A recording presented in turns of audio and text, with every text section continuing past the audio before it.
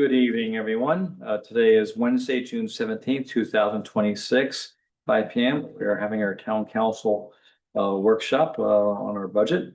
With that, Mr. Clerk, if you could please take the roll. Councilmember Ramirez, Here. Councilmember Lord, Here. Councilmember Duncan, Here. Vice Mayor Callahan, Here. Mayor Butt. Present. We have a quorum. Thank you. Could you please join in and rise for the Pledge of Allegiance?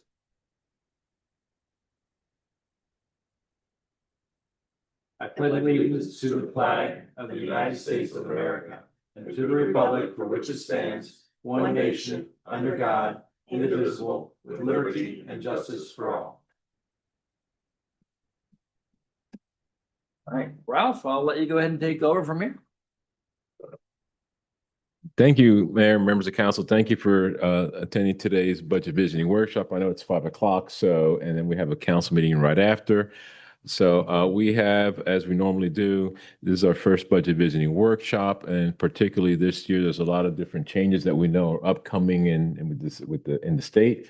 So with that, if we could have the town clerk please put the PowerPoint up, please.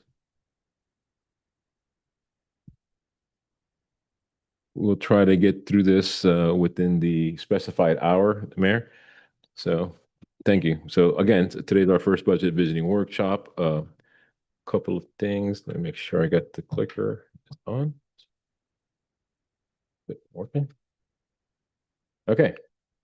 So first budget visioning workshop is tonight. We're going to have our second one. It will be on Thursday, July 30th. Our third one will be on August the 31st. Then we'll also have our hearings. Tentatively, we have our first budget hearing Thursday, September the 10th. Our second budget hearing will be Thursday, September the 24th. Again, these are subject to Miami-Dade County Board of County Commissioners and Miami-Dade County School Board agendas that are out. Once we make sure that we don't conflict with any of those meetings. So there you see, Mayor, members of council will have, at least, 5 opportunities to have an open, public discussion regarding our budget. And you'll start getting the figures on the July 30th meeting as well. Again, the location, the time is 6 o'clock, and the location will be the council chambers. Just a little quick recap. As you know, we had our townwide property values, and you can see 2006. So you see our property values still going a nice, good, steady increase. Last year, let's see, maybe click on it. Am I? There we go. Oh, did I click too fast, guys? Okay. Last year was a 4.3% increase in our property values. The millage rate for the last 10 years, we've been steady. For the last 1, 2, 3, 4, 5 years, we're going to go in there with the mindset of keeping it flat at 2.8332. So we'll start building our budget around that number. This just gives you a recap of the 2025 adopted millage rates throughout Miami-Dade County. We are still the 9th lowest in the county at $2.8332 per thousand. Our fund balance continues to be strong. We have our 2025, again, it's unaudited, but we should be finishing up the audit here in the next couple of weeks here, is at $27.7 million. So again, strong financial unrestricted balance there. Now, we do know that we had a planned dip for Legacy Park. We had the resolution authorizing the $12.8 million worth for soil remediation. The funding sources that we identified was American Rescue Plan, as we refer to it as ARPA. We used $6.5 million of the ARPA. And then we also committed last year unrestricted unrestricted reserves. We call it our fund balance of the remaining $6.3 million for a total project of 12.8. Why is that relevant? Because one of the things that we're doing is also making sure that we get maximum amount of our voluntary cleanup tax credits for the eligible as brownfield credits, as we call it, for Legacy Park. This provides you a quick summary. Even back from 2021, we were able to capture the entire 58,000 in 22, 260,000, 23, 113, 24, 94. Last year, The reason why that has an asterisk, because we actually expended over $2.2 million worth of eligible expenses there in terms of what we felt was a lot of the soil remediation that we did there. But we could only go up to $1 million. But we were able to capture the entire $1 million. What that means is that the tax credit amount that we had received on the other column there equates to 50% of our expenses. So last year, although we spent way beyond the $1 million, we were able to at least capture the entire amount, but 50% of it, the $500,000, you'll see here later this year where we sell those tax proceeds. We have an agreement with Publix next door to sell those at 90 cents on a dollar. So we'll start recouping all those funds there. Why is that relevant? Because in 2025, we also had what we call the cost of living adjustments resolution. One of the highlights there that we worked, hard with the council and many meetings was identifying that no cost of living adjustments will be provided to town employees if the town's most recently audited annual comprehensive financial report reflects a negative net change in the fund balance in general fund, unless approved by town council. So what's that mean for us? We do have a projected deficit. We had soil remediation costs was funded by unrestricted reserves last year because it's fiscal years, right? We expended $4.1 million from our reserves for Legacy Park soil remediation project. Our projected deficit on pending audit in the next couple of weeks, but give or take a couple dollars there, believe it or not, it's about $988,000. If it wasn't for the soil remediation, we would be in the plus by $3.2 million. So again, we knew going in that we were going to be using those the unrestricted funds. We know we were going to be capturing it. If it wasn't for just those funds, we would actually be in the plus over $3 million. Now, the COLA for next year, as you see that we used the consumer price index for all urban consumer prices for the Miami, for a lot of the greater Palm Beach area. We go to that annual column. We use the last 2 years, which calculates to 2.6% COLA. That is the Miami, for a lot of the greater area. What's that mean? 2.6%. Potential fiscal impact for 26-27 budget. It's $123,000, 506.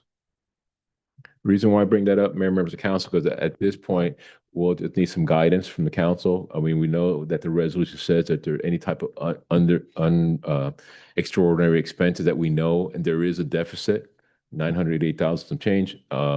And we know that the COLA for next year is 2.6. We know the budget impact is approximately $123,000. So at this point, I'll pause for a second, just have a discussion, see, just to get that guidance from the council. I'll open it up, comments. Vice Mayor Callahan, you're recognized. Thank you, Mr. Mayor. Yeah, I was really the one that was working hard on revising this and really to protect the reserves. It's not to what happened to us when I was first on the council, where we were consistently digging into our reserves to meet budgetary numbers. And there was just a lot of issues back then that have been corrected. The way I see it is that I don't feel that we should hold the staff responsible for something that was unforeseen. This was, I mean, if again, like you just stated, right? If we weren't building Legacy Park, if we didn't have soil remediation, we'd be putting $3 million in. And on this particular case, this is something that was unforeseen to any of us until we got into the midst of the project. I mean, I would certainly be in favor of moving forward with the 2.6% COLA. Any other comments? No? I agree. No, I would be in agreement. Councilmember Mayor, you're recognized.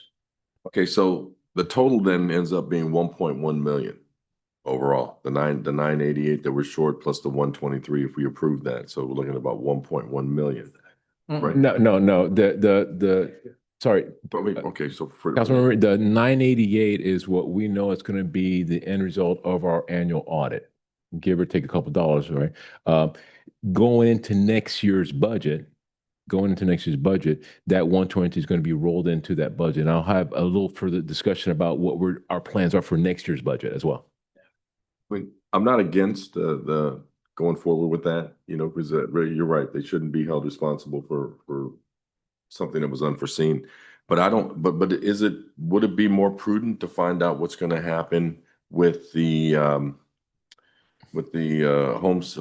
homestead tax situation and how that affects us? I mean, I don't know what our total numbers. I think that's still next year too, isn't it? yeah, I mean, I think we'll kind of get Right. into that. This is we're talking about Gotcha. 120. So we're, and again, right now I'm going to agree with the vice mayor on that. When we put this forward, remember our discussion was like for things that happened to us. Yeah. Right. And this isn't something that happened to us. This is something that we decided to do to remediate an environmental condition. And again, so do we really want to hold our employees accountable for something we decided to do instead of something that happened to us? And I'm in agreement with the vice mayor on it. It should not be on their back solely.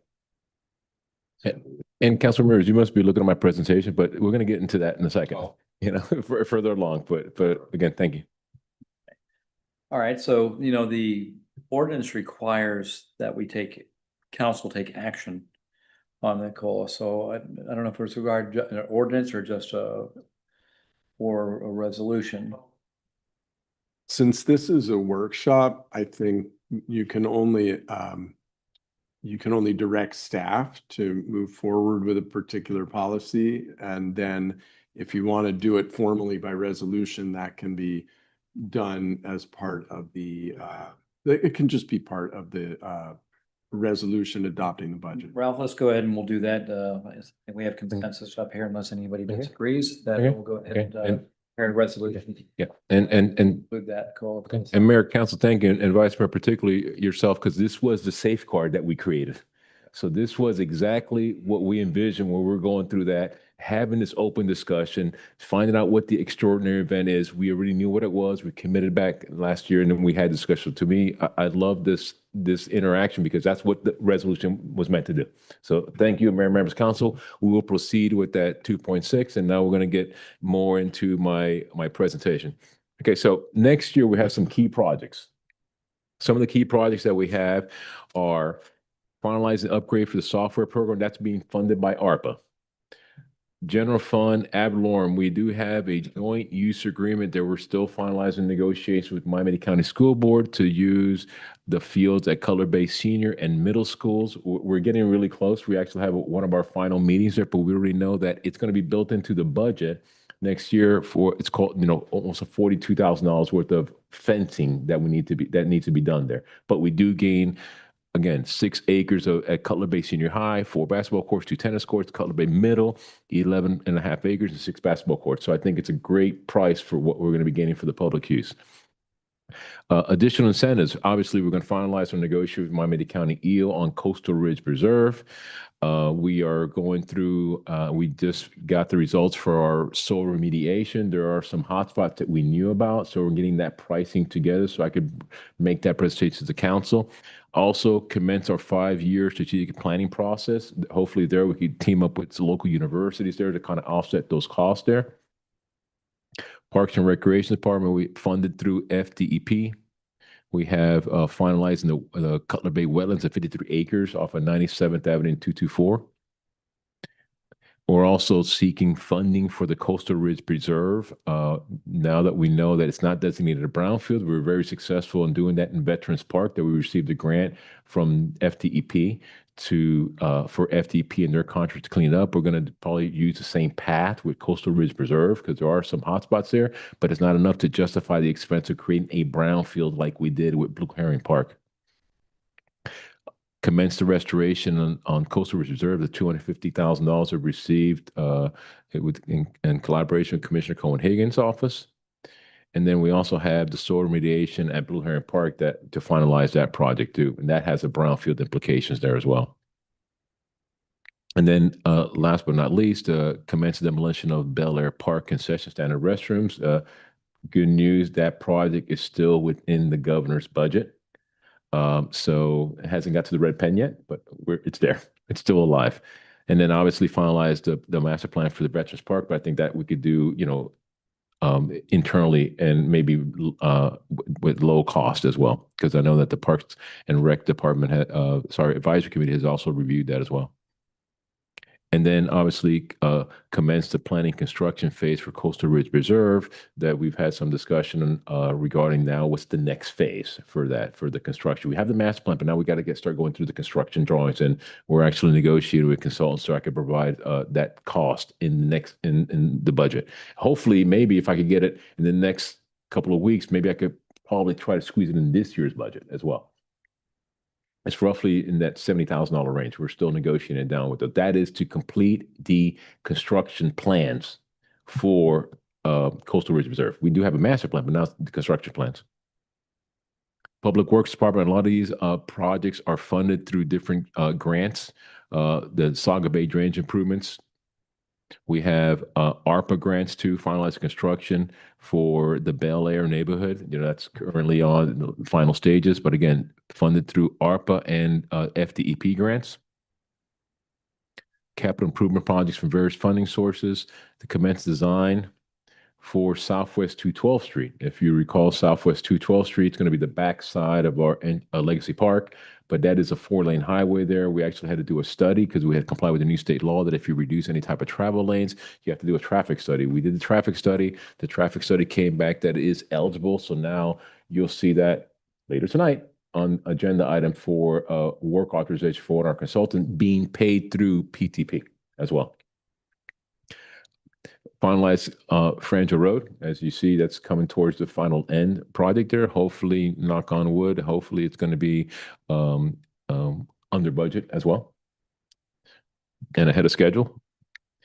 We have Caribbean Boulevard. We call it the J, as we call it, right? Caribbean Boulevard from 87 to 184, commenced that construction. And then we also have finalizing the design for Marlin Road Complete Streets that we received 2 different grants, and that's the one we received from federal appropriations as well. Federal appropriations commenced the Saga Bay Lake Pump Station project. Again, that's a federal appropriation. Finalize Marlin Road, the design. Commenced construction on Lakes by the Bay. We also received another $1 million for federal appropriation for Lakes by the Bay Section 4, water quality improvements there.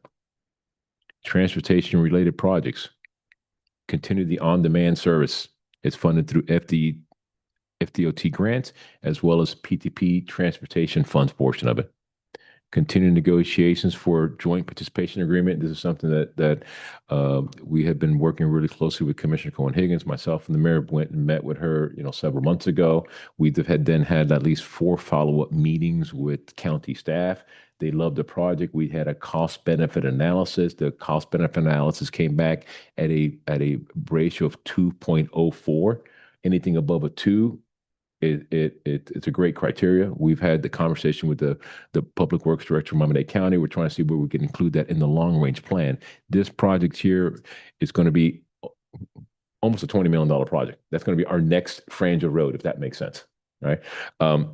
You can see here the amount of grants that were received, the design phase, the state appropriation, as well as the direct appropriation. We have federal grant for 4.4 towards the construction phase, and we also have a FDOT LAP grant for $1 million. What you do not see on that board is hopefully we'll get that thumbs up or thumbs down at the end of July for a FDOT CIGP grant.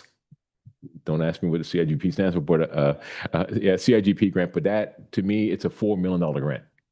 If we receive that, that's a $4 million swing there too, as well. So Alfredo Niño did the presentation several months ago. We've gotten some informal great feedback, but it goes through a ranking process. But again, we showed our projects, our track record. Hopefully we'll get that. That's a $4 million swing there. Any questions so far for that? Okay. Councilman Lord, you're recognized. Thank you, Mayor. Maybe I missed it. When you were going through the Parks and Rec projects for next year, I didn't see a project for the Saga Bay Playground. Are we not going through with that? Great question. The Saga Bay Playground, it's included in this year's budget. It's the inclusive playground that we have. In the state budget that's been presented to the governor's office, we have been already approved. Our grant has been approved but not funded. Okay. So in the governor's overall budget, there's funding for FDEP. Sorry, FERDAP. It's a FERDAP grant for various grants. We are rolling that. So once the governor approves that and he approves that line item, then we are essentially, that's being funded. That Okay. will be funded. So Okay. that's still in this year's budget. It's still under this year's budget, but great follow-up question. In fact, one of the things that we're doing there, just a side note, is I challenged our Parks Department because, you know, we had to take down our playground at Bel Air Park because of safety reasons. So we did our own internal inspections with our own consultant, and we had to take it down. There's no playground there now. So one of the things that we're having a discussion, I had Lakeisha actually talk to the state, was if we get awarded, can we just shift the playground to that park? Because Saga Bay Park, if you see that playground, it's still usable. There's a couple different items that might need to be upgraded, which at least I could have that park there with those items there and maybe use it over to at Bel Air Park that has no parking, no playground equipment at all. It's a lot of moving parts. We're waiting for that folks to see if we can make that shift. If that is, then I will report back to the council. And it would still be an inclusive park. 100% inclusive. We have the footprint there. Yeah, we'll have that footprint there. It's just one of those like, okay, well, is the other park playground equipment salvaged with Saga Bay Park? Yes, maybe we have to do a little bit, a couple upgrades, but not $250,000 worth of upgrades. And again, another park at the other end. Right. Thank you. So Okay. that's the moving parts that we have there. And then also in Bel Air Park, we know that that building is unsafe structure. Our parks director has been working with our different vendors to start taking out all the different pieces of equipment. There's a lot of electrical things that need to be put out there. We actually, Etienne and I think Alan actually went to our friends at North Bay Village where they had I want to say Paul Vogel Park in North Bay Village. It was ex-mayor there. And they had almost like a prefab building that is a restroom building with water fountain and, you know, ADA restrooms. And it's like one of those, like literally just, you know, come like a TED shed, but it's a lot fancier where it meets the Florida building code. So we actually looked at that to see how quick we could, you know, once we demolish it, can we at least put something out there? Because right now that park is being operated, you know, with porta potties right now. So we want to make sure that we have that also in place. That's another moving part. In fact, that's Bel Air Park building is on the governor's list for appropriations, for approval. So, Thank you, Ralph. Yeah. Anything else? Yes. All right. Continue, sir. okay.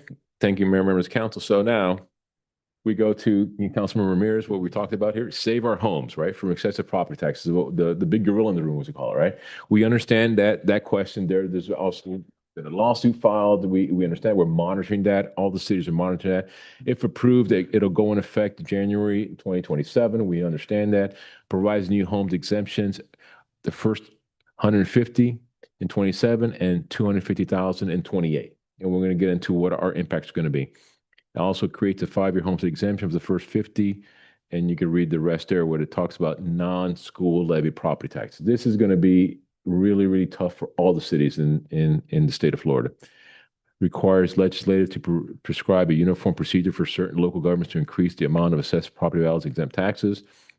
Reduces non-homestead property assessment increase limits from 10% to 5%. That is a big game changer. That is basically saying that all the commercial properties, they'll have a cap of 5% versus 10% cap. So that has a major impact as well. So what's that mean? And obviously, limits the use of ad valorem revenue for counties and municipalities for specific purposes. So we know that's a multi-page, 100-page bill. What's that mean for us? Proposed additional 150,000 homestead property exemption. We know there's going to be 10,200 homes that are going to be impacted in the town. I mean, that we have, because we've been working closely with the Florida League of Cities. We have 19,000 homes in Cutler Bay, and 10,000 are going to be affected. Reduction, $2.5 million per year. That is a 22% 22% reduction of our total ad valorem collected. Our total ad valorem collected last year was 11.6 million. I want to keep this on the screen for a second because that is something that you see us, and you're going to see us now tighten our belt in anticipation of that, right? We are preparing for the worst, Mayor, members of council. That's what I'm trying to prepare everybody for the worst.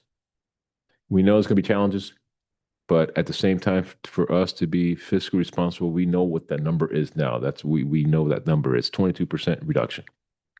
Part of the issue is that a lot of folks has been here forever, right? And you get that 3%, save your homes. But again, we know that this is the numbers that we have. Our challenge for next year, kind of, goes back to what we were talking earlier. We're going to develop a proposed budget. I'm challenging all my department heads and myself as well to reduce a 2.5% reduction. You're like, hey, what's 2.5%? Well, it's $760,000. I mean, that's my challenge now is with all departments. We're literally item by item by item, like we've done in the past with the council. But it's one of those like, hey, well, do I need this or not? Am I doing this for extra services or not? Because we know what's going to happen here. So instead of having that big hit once, and again, that's my goal of 2.5%, but there's going to be something that's going to be a budget that's going to be a lot less, right? We understand that we have the relationship with the Miami County Sheriff's Department.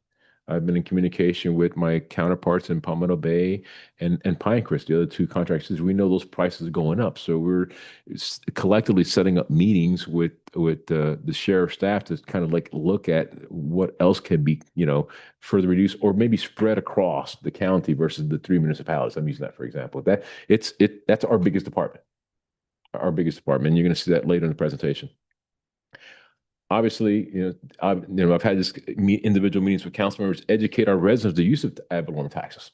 I mean, I know that when I spoke to our state representative and our state senator, he said, Ralph, we know that you guys in Cutler Bay run a lean machine, but it's going to be even harder for you. I'm like, yeah, I know. I know. I mean, so that's something that we're going to be looking at, and obviously identify potential non-essential services which can be further reduced. Anticipate approval for the property tax ballot question. Again, that's going literally line by line, because we know that this storm is coming, and how do we anticipate it? We will educate. We will have different workshops. There's the League of Cities is helping a lot of the different cities put out talking points. Go out to a lot of homeowner association, and it's going to be, I don't want to say a scare tactic. I think it's just more of an education campaign. Did you know your taxes paid for this? That's why in my previous presentation, you see a lot of different roadway projects that we've taken for granted. And I know that I've had this conversation with Councilman Duncan where we say, hey, all these projects, non-ad valorem taxes are used. Wow, that's great, because at least we continue a lot of those capital improvement projects. Some cities aren't that lucky to say that. So we will continue our capital improvement projects there, but some other items that are funded through ad valorem, that's going to have a serious look at as well. I just want to point out that, and I'm not a math whiz by a long shot, but in some cities, your rolled back rate is actually going to be a rolled up rate, because in order to capture the same amount of revenue as you did in the prior year, you would have to have a higher millage rate than you did in the previous year. And under those circumstances, it would, the threshold for increasing millage would be lower than it normally is, which is a kind of an interesting anomaly that would occur from this. But, luckily you have a very low millage rate.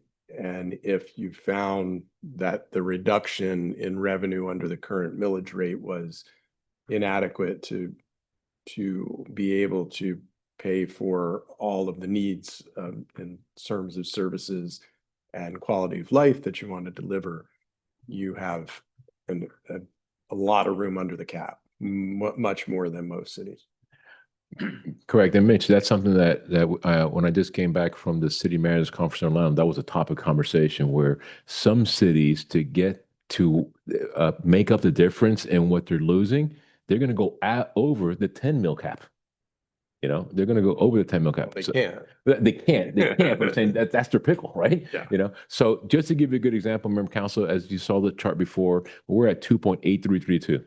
just some quick math that, Robert and I did, to recoup the funds, we will have to be somewhere in the 4 mill rate. I mean, so yeah, that's a conversation that, remember, we've been up here very, stewards of our coffers, and we'll sit there and split hairs about, going up 0.0232 or something like that. Now we're talking about a full 2 numbers there. So again, that's a challenge. We're not in it by ourselves. There's going to be a mountain of campaign. Again, what I wanted to show the council is that we will provide you a budget. My own ceiling goal that I have there is that $760,000. Again, that's a challenge that we're going to go through with staff as well. So that is the storm that we know that's coming, members of council. So we understand that. So there's going to be a big education campaign. Next, not only that, now we have House Bill 1329. Okay, that one is known as the Local Government Finance Transparency and Accountability Act. This bill is already in place. It goes in effect on January 1. The other one is dependent on the ballot. This is already in the books, as we call it. All right. So what's this do? The effects requires budgets to be posted on the municipality website, and we're going to go through each one in a second here. Requires quarterly employee compensation reports and annual budget calendars. Requires an annual budget cutting exercise, BCE, which results posted online 10%. Every city must have a workshop and show how they're reducing their budget by 10% on this bill. Updates how long budget information must remain posted online. Requires counties to provide at least 5 days notice before budget amendment hearings. So I'm going to go briefly through each one because I think a lot of it we already comply with, but I want to make this aware to the council because this is a whole game changer of what the state's trying to do to unify everyone to do it the same way. So budget posted on the website. One of the things you're going to see us do here shortly in our main budget button, on our main page, that's going to be the most important button right there, budget reports. Okay, so that's something that we're going to be changing here shortly. It's going to say budget reports. There it is, right on the main page. No click, click, click, click. Our adopted budgets for the last 4 years will be, as soon as you click it, you're going to get to see our adopted budget. As you know, as transparent as we are, we provide the budget book. The budget book will be provided there. It's provided already in the agenda item, but again, click, click, click, click. This is going to be one click. You're there. You see the budget book right there, full transparency. Requires quarterly employee and annual budget calendars. Let's talk about that for a second. So this is the new requirement. Employee, name, job title, department, salary, what they made that quarter, and what's the year to date. For us, we're like, okay, let's see what we do already with our transparency budget. Well, here's what we present the budget workshops and hearings. We have, I'm using that for, the finance. We already have the position and the salary, kind of break it down that way. So we know that we got to add some more columns. So again, for us, we'll add that, but the game changer now, obviously you put in names and titles, departments, but we kind of do that already, but we'll update that. The budget development calendar. I'm just going to go through so you can see, just click all the ones that are reds are new requirements that we will start complying with. The ones that are green, we already do in one shape or form or another, right? And I'm just going to put them on the screen here and just, oops, sorry, right there. So, again, if you go to the first, green there, it says June, July, August, insert any workshops and proposed budget meetings open to the public. We're here now. We're using that now. Example. I don't know. I'm just going to the second column, the third bullet there, August. Inform property owners of public workshops on budget as applicable. We post it on our website. We do all that. And also, these are just the workshops, right? But now we have been historically, and I've always kid about it, that we do 3 workshops a year in the 2 required hearings. This is now telling everyone you got to start doing workshops. So for us, we already do the workshops. Just a matter of maybe just posting in a different format or what have you. I don't know. I'm just using, for example, July, the first one in the column, local governing body adopts their tentative millage rate. Everybody does that in July. So now what the state legislators doing is saying, you're going to unify this. So again, this is part of that one requirement. So it doesn't scare me. It's there. Requires an annual budget cutting exercise results posted online. 10%. We just talked about that, right? So give you an idea. This just tells you that it's going to be, fiscal year 27, 28. That's when it starts. Just to give you an idea, this is an excerpt from our budget book. Our general fund, the departments there, $30 million. Using the 10%, we're talking about over $3 million. Going back to that column we talked about before, for the impact of the $150,000 we're at 2.5, getting close. You see, we're getting close. So we're going to do that exercise anyway. Just to give you an idea, this is our revenues. 29 million. Our largest revenue obviously is ad valorem. It's 39%. This is right from our budget book. This is kind of gives you graphically what it shows you. That's 39%. Again, I had to reintroduce this again. We're still the 9th lowest. And now this is part of our budget book too. This is part of something that's actually within our charter. It says it there in the charter, section 6.2, Citizens Bill of Rights, A11, down in the bottom, that we have to put this on our budget, and we do that every year. Folks, our biggest department, which is our public safety, it's police department. See that number there, 13 million? Remember we said that we collect 11.6 for ad valorem? So we didn't even cover that. But in the new legislation, the police department is carved out. The police and fire are carved out. Summary, total general fund budget, 300 million. Using the town's current budget, 10%, we're at 3 million. Compared to the fiscal impact of 150,000, we're at 2.5. So we're getting close to that number anyway. So this is that exercise that going through the BCE cutting exercise, something that we would have to do anyway. You give or take, $500,000 there. Updates on how long the budget information must remain posted online. Last 4 years. Well, okay. Remember that little button? Yeah, we got the button. Not a problem. We're going to post it 4 years. Detailed budget book. There it is. 2 clicks away. Requires counties, and I say the word counties, to provide at least 5-day notice before budget amendment and hearings. Town already complies. Why? Looks familiar. Budget amendments that we have here that Robert puts together. We have normally done in the month of May. Council meeting advertised on the website, e-news, and community newspapers center pages. We have the agenda summary, which is the manager's memo, the resolution, the adopted budget amendments, and we also post it online as well. So it's just a matter of complying with that section there. Again, we don't have to, but what do we do anyway? Any questions for the House bill? Nothing but roses and sunshine here.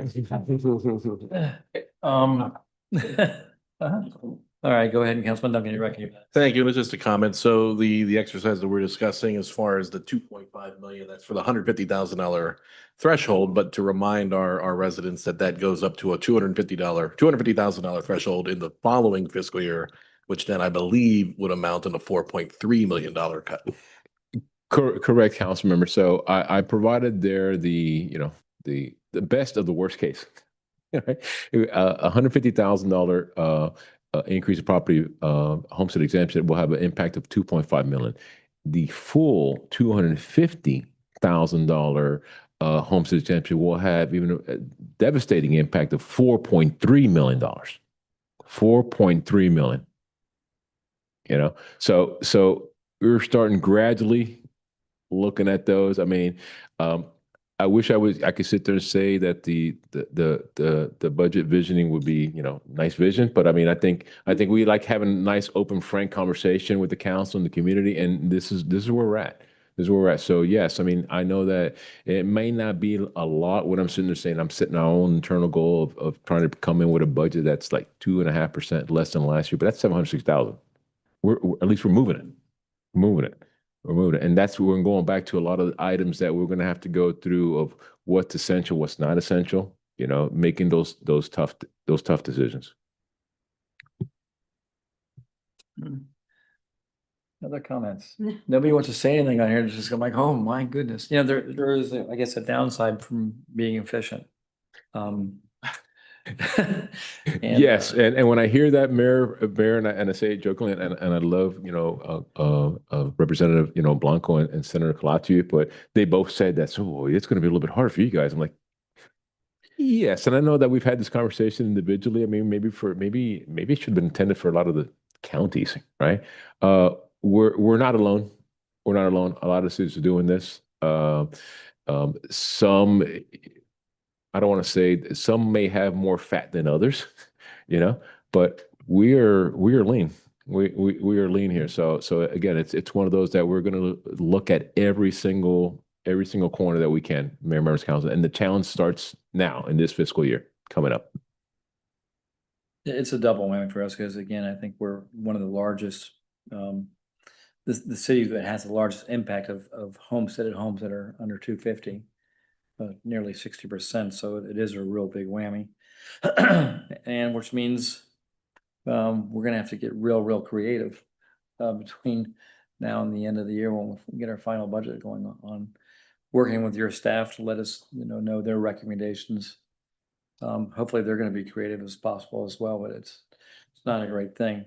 Is it doable? Yeah. Or will we, there's mention of grants coming from the state. We don't know any of the details on that yet, but judging by our success with the red pin in a couple of years, I don't know how much success we'll have with that, but we'll obviously have to be taking a look at that as well.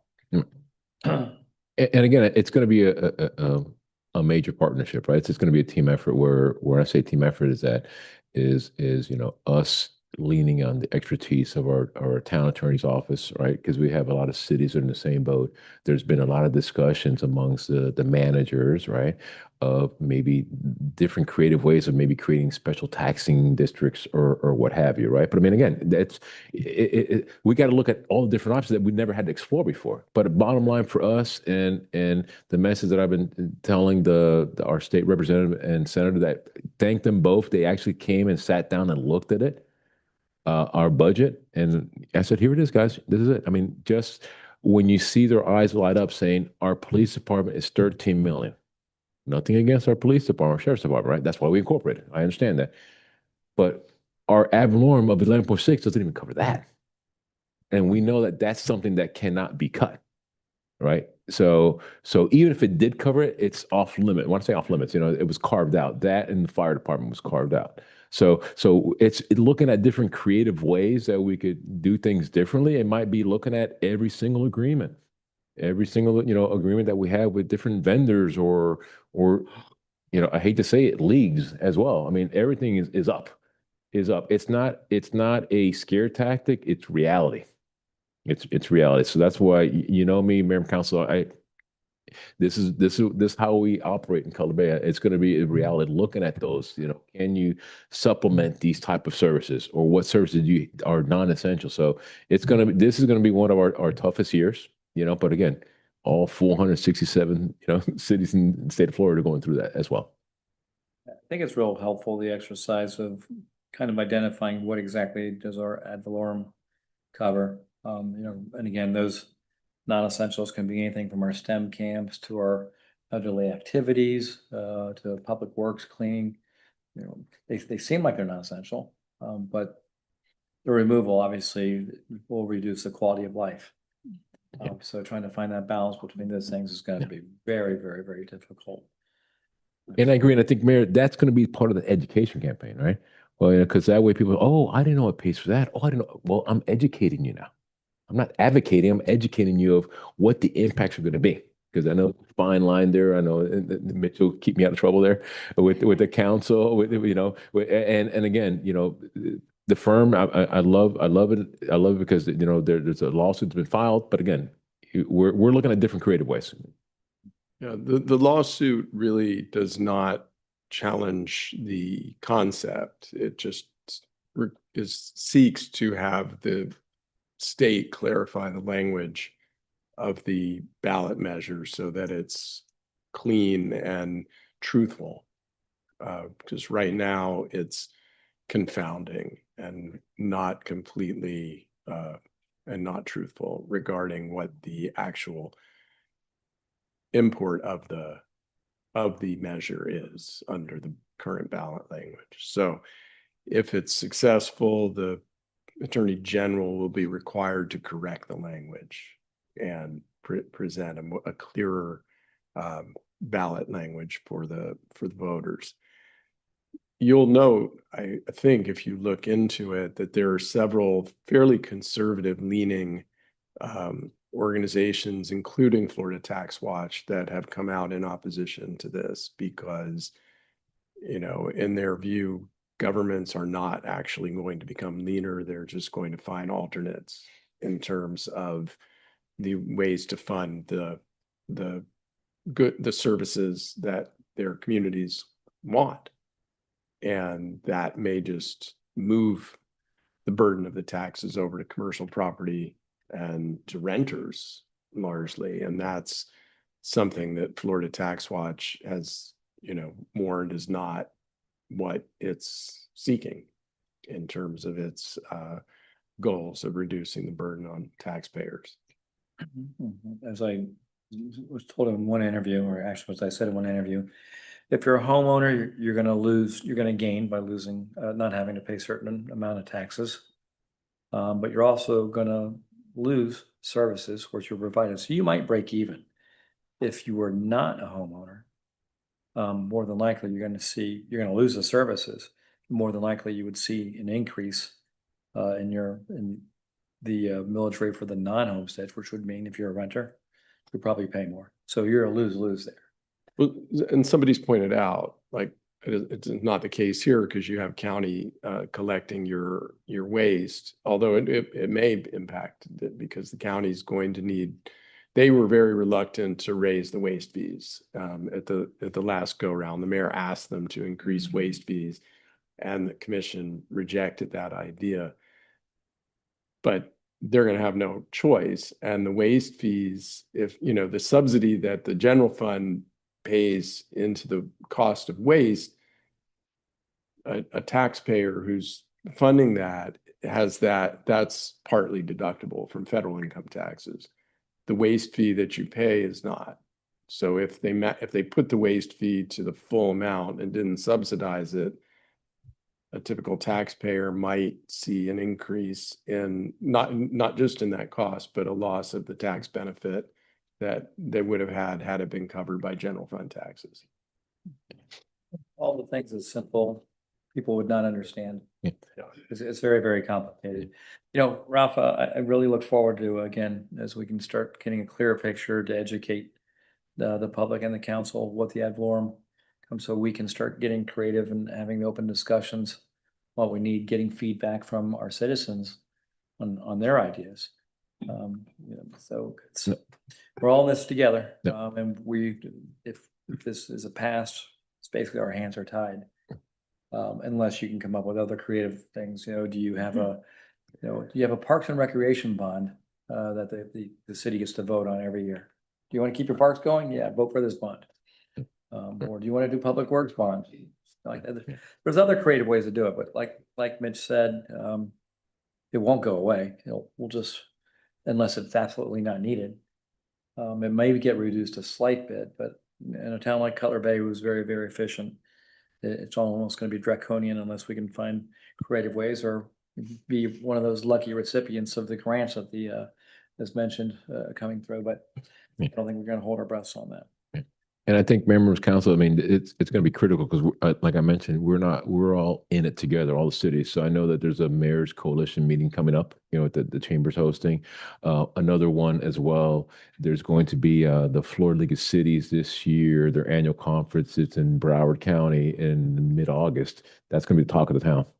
So I encourage, that attend those, as well, because, we're looking for creative ways. We're looking for creative ways. I mean, I'm in constant contact with different, the managers throughout Dade County. It's kind of like, figuring out different ways, of what creative ways that you could do. I could tell you that we're in a better position, if that makes, if there's any silver lining there, than some of the other municipalities that are in that millage rate of, 7 and above. You know, as we mentioned, we were in the lower end there, but we're in a better financial position. Is going to be hit, yes, but there's some other councils and managers that have an even tougher job with that. So I just like to end with that, you know. We're in a better position. Reminds me of that Monty Python movie where he hung upside down and, oh, wish I knew it was the other guy getting whipped. Oh, you lucky you. So, all right. Any other questions or comments? Just have a really- Okay, Councilwoman Duncan. I mean, sorry, Lord. Or that's okay. I was looking pause over there. I just wanted to add on to what Ralph was saying. I saw that they opened the registration for the FLC's conference at the Diplomat, which is mid-August. I've already registered. It's right in the middle of our budget talks, right? So, and it will be the hot topic. So I think it would be prudent for as many of us who can make it, you know, I'm taking time off of work to go, but I think it's a wealth of information for us, and let's use the league and the information they can offer, and try and attend that if we could. I think it's gonna be really important this year. I agree. There's all those conferences, we can learn so much. Right. With that, anything else, Ralph? No, Mayor, we'll see you back at 6 o'clock for the regular council meeting. 10 minutes, all right. See you at 10, in 10. We'll stand at that. Yeah. Well, that's one expense you can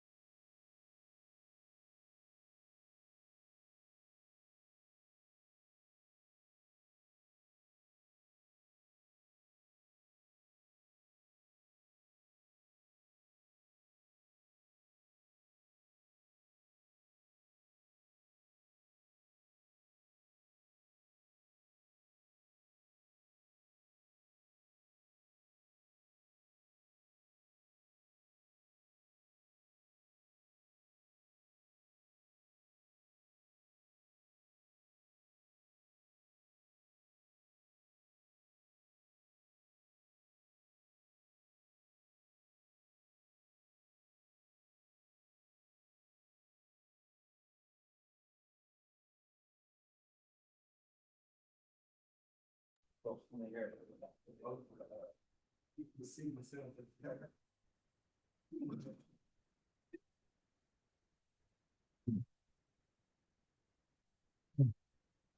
evening. Welcome back, everybody. Today is Wednesday, June 17th, 2026. Welcome to our regular town council meeting. Mr. Clerk, if you could please take the roll.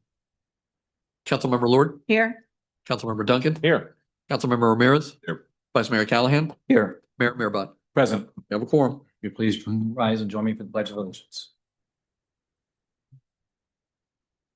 I pledge allegiance to the flag of the United States of America and to the republic for which it stands, one nation, under God, indivisible, with liberty and justice for all. I think it was a good feeling whenever you say the pledge of allegiance, and it's the entire crowd and the entire council saying it loudly and proudly, so I appreciate that. All right, welcome to our town council meeting. Mr. Clerk, if you could please read the directions for calling in. Please be advised that when joining the meeting, welcome to tonight's meeting. The public was able to make public comments prior to the meeting, either by leaving a voicemail message or sending an email to the town clerk. We did receive a couple of emails for public comments that was forwarded to the council, but no voicemails. If you wish to speak tonight, please press *9 and the host will be alerted. Pressing *9 is known as raising your hand.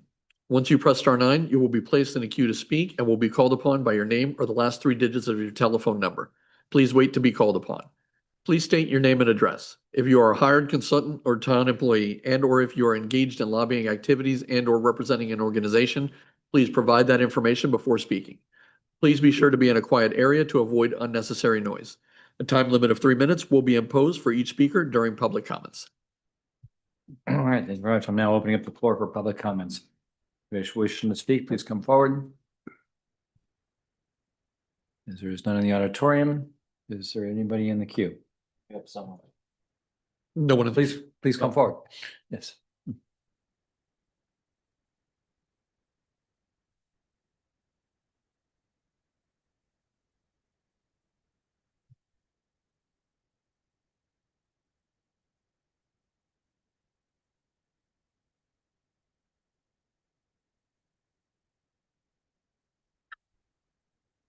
I'll take 2 boxes. No, I'm kidding.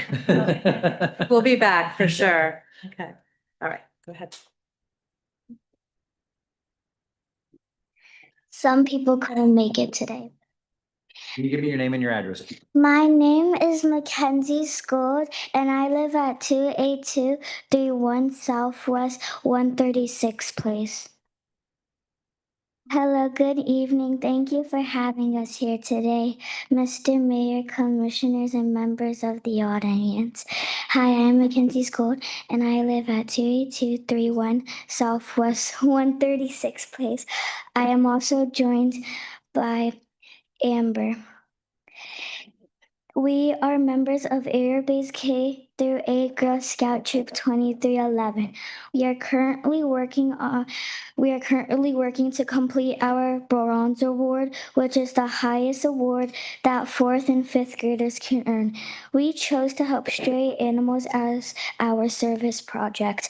This is the dog, which over this past weekend, we've with them from 7:30 to 10 a.m. to ship 55 cats and kittens to their new homes and socialize them and other animals that haven't found a home yet. We are asking for your support in making our goal possible for This Is the Dog. Stray animals are a big problem in our community. They get abandoned or surrendered. That's why we are fundraising to help get as much food for dogs and cats as we can so they don't go hungry.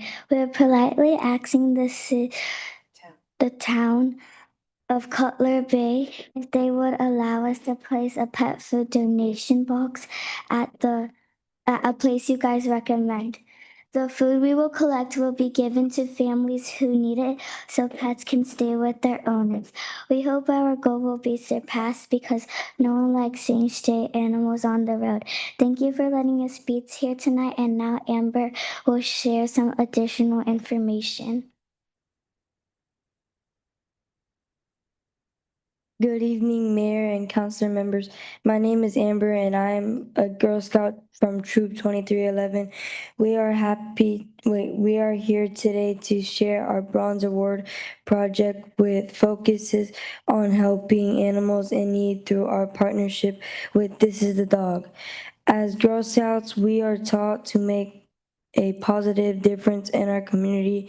Through this project, we are collecting pet food, toys, blankets, and other supplies to help rescue dogs and cats while they wait for loving homes. Now we know you have a lot of important decisions to make. We are not asking for dog parks all over the community, although we are pretty sure the dogs will approve of that idea. You can continue, go ahead. What we are asking for is your support in helping us raise awareness and collect donations for animals in need. Unfortunately, many rescue organizations rely on community support to provide food, shelter, and care for rescued dogs and cats. Every donation, whether big or small, can help make a big difference in an animal's life. Together, we can help provide comfort, care, and hope to pets waiting for their forever homes. Thank you for your time, your service to our community, and for giving us the opportunity to speak today. A lot of people couldn't make it here today. We had to say, you all are very prompt with your meetings. I think we have 2 other scouts that were on their way, but in traffic, they might not make it. But to just wrap up, thank you so much for allowing their public comment. My name is Jennifer Messimer-Skold. I'm their troop leader in communication with the town manager, Mr. Casals. I just wanted to also share that this organization, This Is the Dog, that we partnered with is volunteer-based.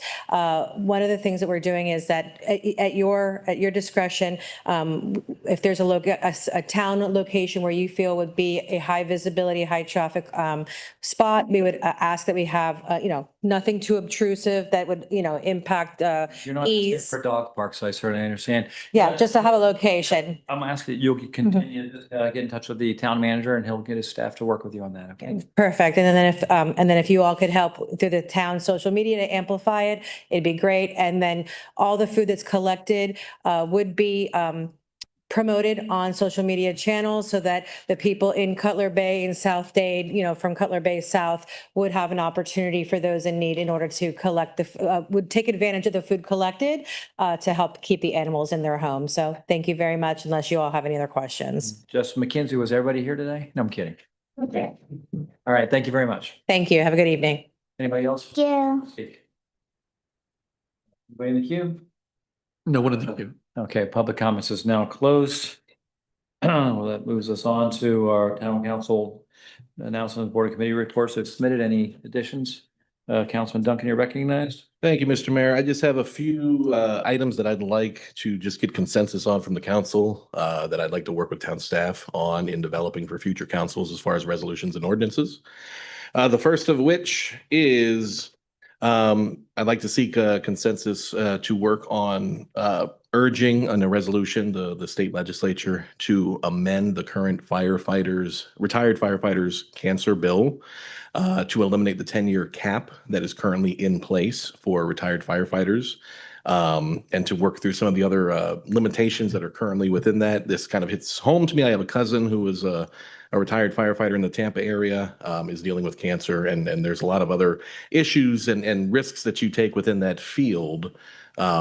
So it's just something that I'd like to at least work on a resolution urging the state legislature to take up. I just want to make sure that, I'm not going down the right path, or there's no opposition from the council for me exploring that with town staff.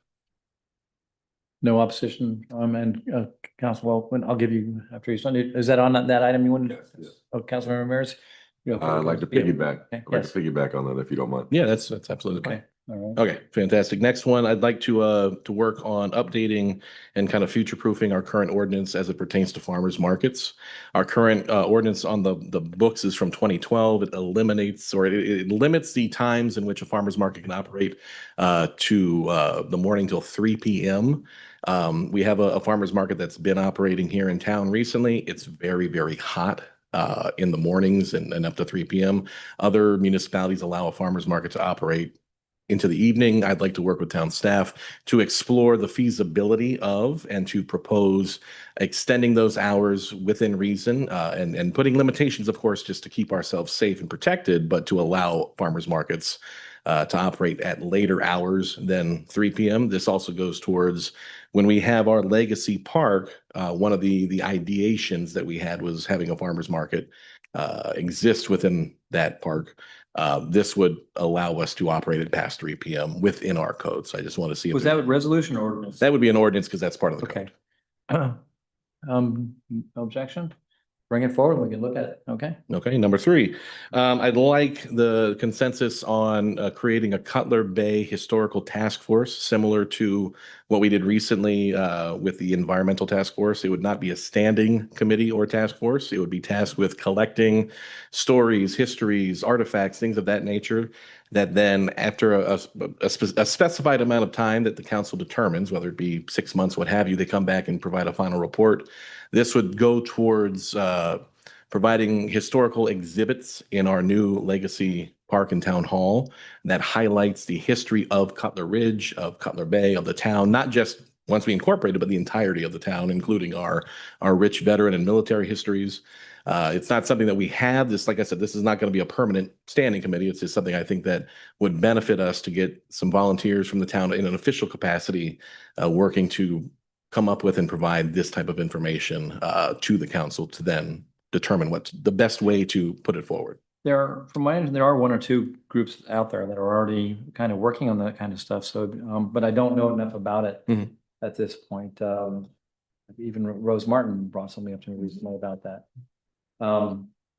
So it kind of, I kind of like the idea of having our history chronicled and put, whether it be a task force or a private group would be the best question. So if you want to bring it forward, let's take a look at it. And then in the meantime, if there are any groups that are already doing that out there, maybe we can explore that together. Absolutely. And we can absolutely, and that's something that wouldn't, if I have the consensus to move it, to bring it forward, then I'll bring it forward and we can debate that on the dais and figure out the best way to kind of put that forward. Okay. Thank you. And then the last item that I have, it's just kind of something that in going through our code and going through our charter, there's nothing. Ultimately, what it is I would like to work with the town staff to kind of future-proof the way that we conduct business, in that ethics, transparency, and public trust safeguards as it pertains to people who serve on this council, on this body. Right now, there's no protections in place if you are directly related to somebody who serves. There's nothing legally that prohibits that from happening, but there is a certain idea that if you have 2 people who are directly related to each other serving simultaneously, that there might be issues as it pertains to sunshine, as it pertains to compliance and ethical behaviors.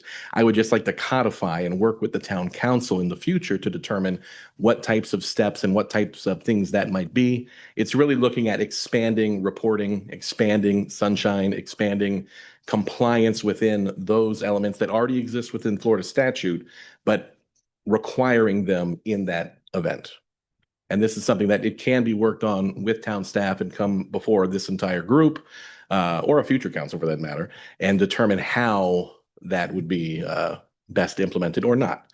I'm just looking for a consensus to be able to at least work with staff to explore that. Mitch, you have thoughts on that, or is that something you'd want to explore with him? Well, I haven't, Councilman Duncan and I haven't discussed this before, but there are, and I'm not exactly sure what he has in mind, but I think there are models out there that we could borrow from if we need to. That's fine. Yeah, okay. Go ahead, Councilman Duncan. Oh, Lord, I got the advice. Sorry. I have a comment. I think this is a great idea. In my very first Florida League of Cities event, after I was first elected, I met a husband and wife who were both sitting on a council, and I was intrigued how they handle the sunshine and all of that. So I actually think this is a great idea. Any- I think it's, again, always wary about creating new laws, things like that can be challenged. So, I would suggest that you get with Mitch first, kind of explore it a little bit, and then, we bring it forward if you think it's something that, any of us can bring something forward, but this is something definitely, I have no objection to you, just our town attorney. Okay, bring perfect. things forward. Thank you very much. Okay, That's all I got. all right. All right. All right. So that takes us to our town attorney report. I mean, I was gonna skip him. Town manager report, Ralph. Thank you, Mayor, members of council. Once again, thank you for everyone participating during our budget visioning workshop that occurred before this council meeting. In case somebody missed it, it'll be posted on our website. But thank you, Mayor, members of council, because we did have a meeting before this meeting for the budget visioning. In regards to town manager report, we have our monthly update, our design services for 16-acre Legacy Park. We have Emma Jones from Stantec, our owner's rep, that'll be providing you a brief update.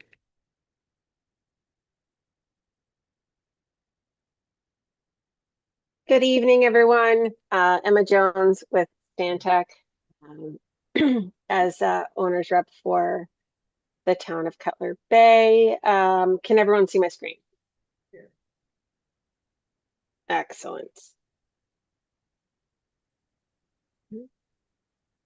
There we go. So a quick project update for everyone.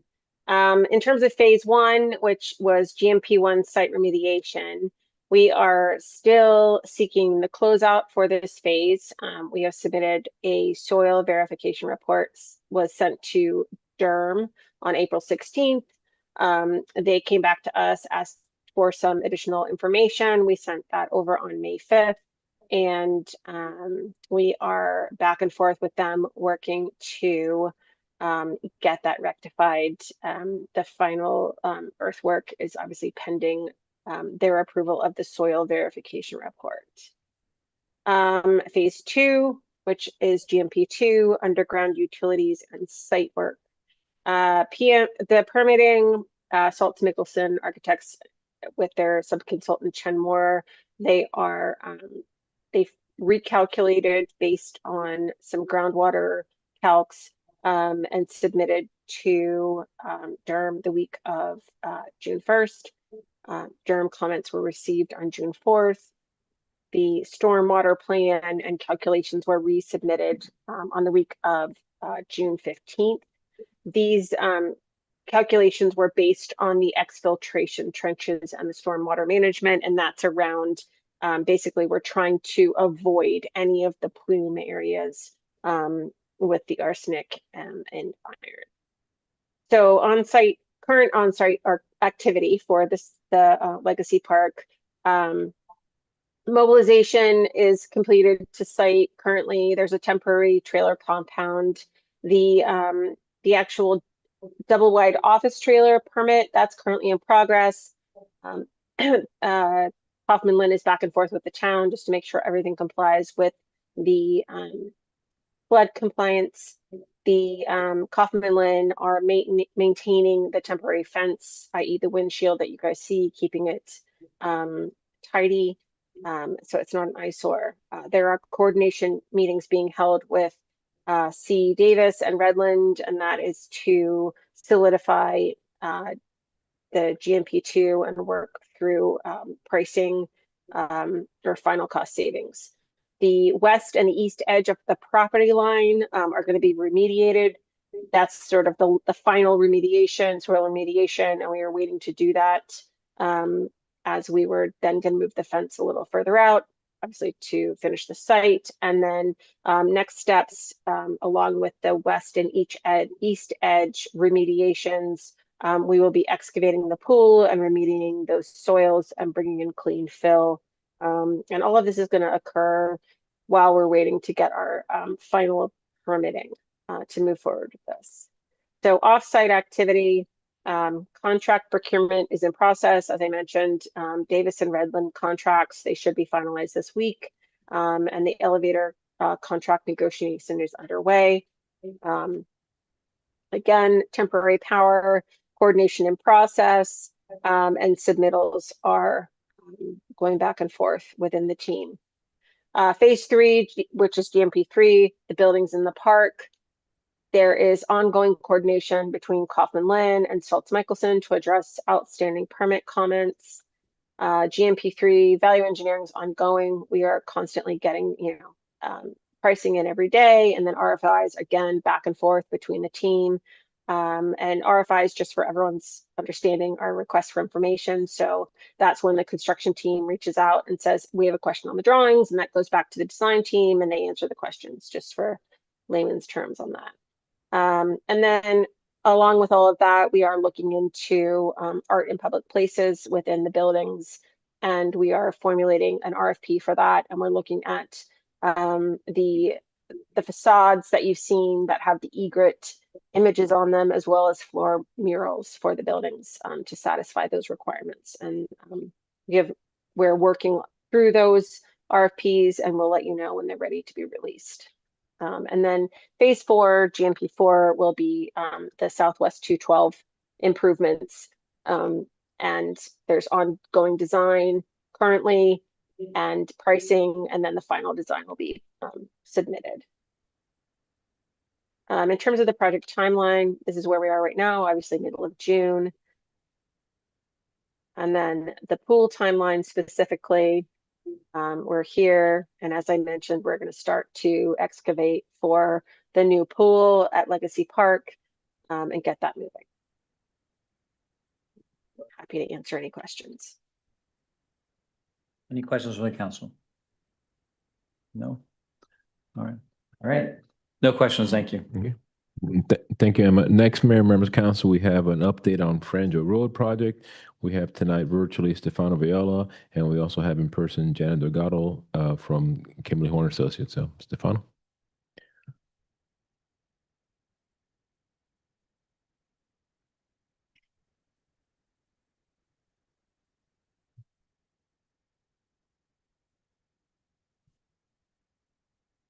Anybody there? We're not hearing Stefano right now. Mauricio, do you have one? He's on, but he's muted. He's muted. Okay. Could you unmute yourself?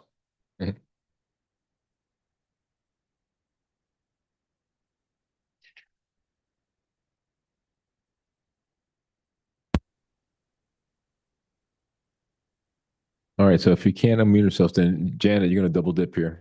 Janet, just come up, and if you could just walk us through the presentation for on. Texting right now, like we're Yeah. Well, Let's try. all right. Let's continue it here. So just if you could put up on the screen, Mauricio, and we'll just walk us through it. Mr. Mayor, members of the council, I'm happy to be with you today. So, let's see. What I'm are sorry. we There you go. You're good. Hey, Sorry, Janet. I will save you from that. I will take over. Apologize. ready? Thank you, boss. Yep. Good evening, Mayor and council members. This is our June 26th update for the Franjo Road Improvements Project. Jumping into the construction activities, we continue to hold our bi-weekly construction progress meetings with the contractor, the town, the engineer of record, and ourselves. For work zones 1, 2, 3, and 4, Acosta has completed the majority of the work in these areas, and they are open to the public. These zones include the improvements along Franjo from 184th Street to Southwest 92nd Avenue. Acosta is currently wrapping up some outstanding items that were identified during our substantial completion walkthrough. Then for work zone 5, they're currently working within that area, which is on Franjo Road from 92nd Avenue, Cutler Road. They are still finalizing the reconstruction of this roadway section. And at all times, the team is focused on keeping the site clean and safe, as well as maintaining the MOT throughout the duration of the project. Then just for the general reminder that while phases 1, 2, 3, and 4 are open to the public, that does not equate to them being finalized. We have some pending items that must be installed throughout the corridor before the project is considered complete. These items should not impact public use of the roadway and include the bus shelter installations, electrical service installations, light pole removal installation, and then the landscaping, tree and sod removal, and then the final lift of asphalt. Specifically on the final lift, Acosta's tentatively planned to begin paving the final lift of asphalt starting June 29th, and that is for the phases zones 1 through 4. They're expecting that to take 3 to 4 weeks. And during that process, the residents should expect some changing detours throughout the duration as they move throughout the sections and paving it. And then we are continuing to coordinate with the county and FPL regarding the light poles. We've been informed that the light poles will not be in use until all light poles have been installed and an FPL account has been created by the county, which we are working with them on. and then they have to inspect it and perform and clear it. So at this time, we do not have a specific timeline, but we are hoping to have those on prior to final completion in September of this year. And then as we jump into the schedule, the current project duration is from July 2024 to September of 2026. Acosta has declared 7 total rain days, but as we see here in the duration I've just given you, most likely this project will be done prior to September. Just the light poles might be the only thing that just lingers as we continue to work with FPL and the county on that. And now I'll turn it over to Janet. Apologize for that. Okay, he didn't leave much for me to say, but as always, I am available for the residents and the business owners to answer questions. I visit with them regularly.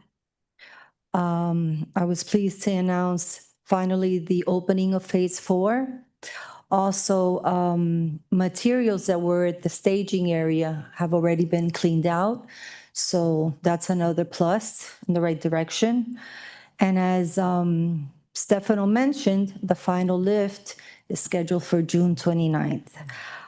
Prior to paving, I will be distributing flyers to let everybody know more or less the detours and more than that, how it's moving along, right? Because they're going to expect detours, but just letting everybody know more or less Phase 1, expect 2 to 3 weeks, and it'll be fluid flyers and information given to the residents and the businesses. And that's it for now. Does anybody have any questions for me? No? The final lift is going to be started. It's, yeah, My question is, why didn't they pave it all the way up to the manhole?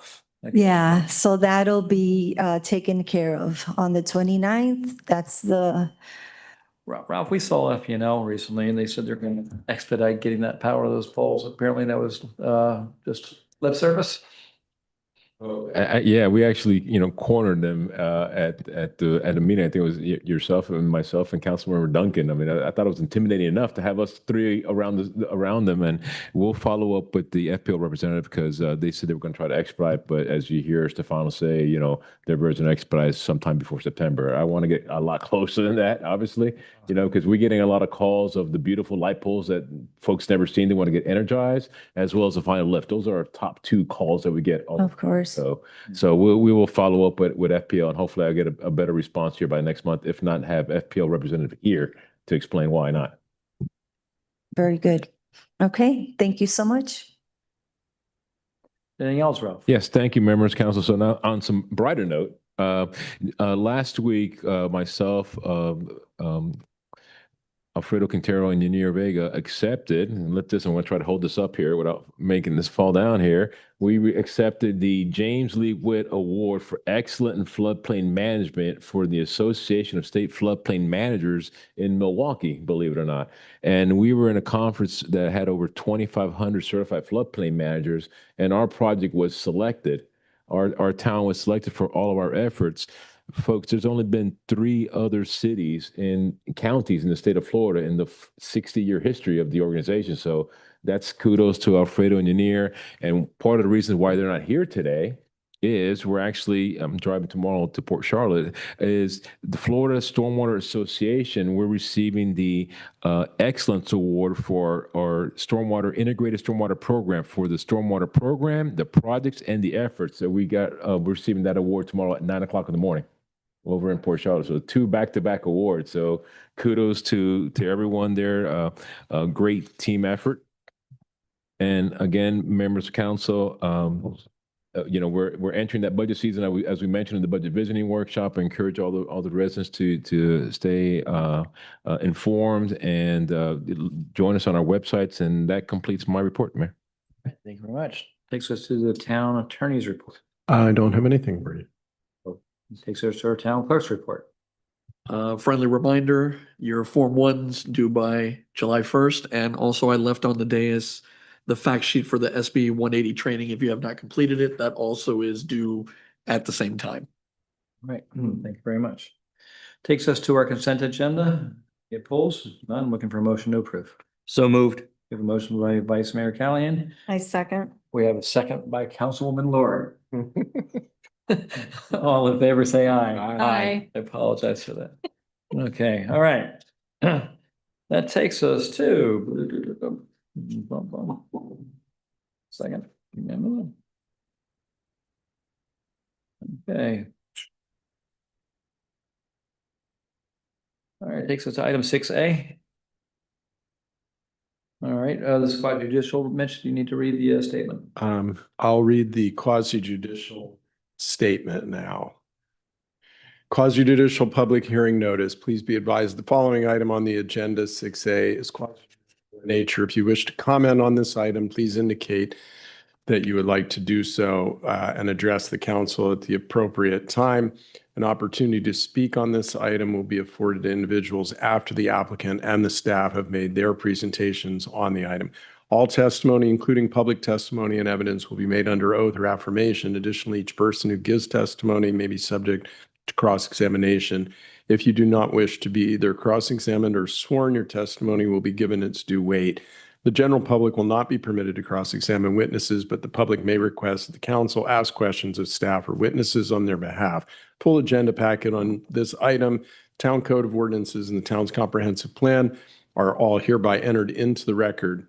Persons representing organizations must present evidence of their authority to speak for the organization. Further details of the quasi-judicial procedure may be obtained from the clerk. Any lobbyist must register before addressing the council on this quasi-judicial item.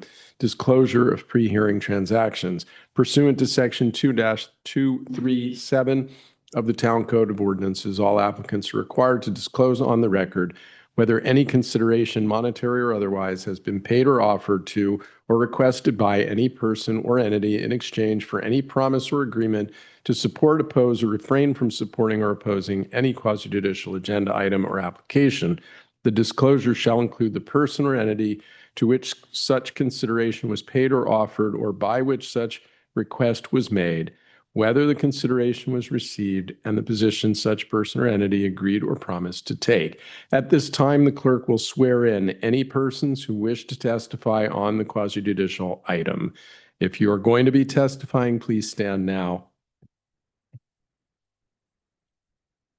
Do you solemnly swear that the testimony you are about to give is the truth to the best of your knowledge and belief? Thank you.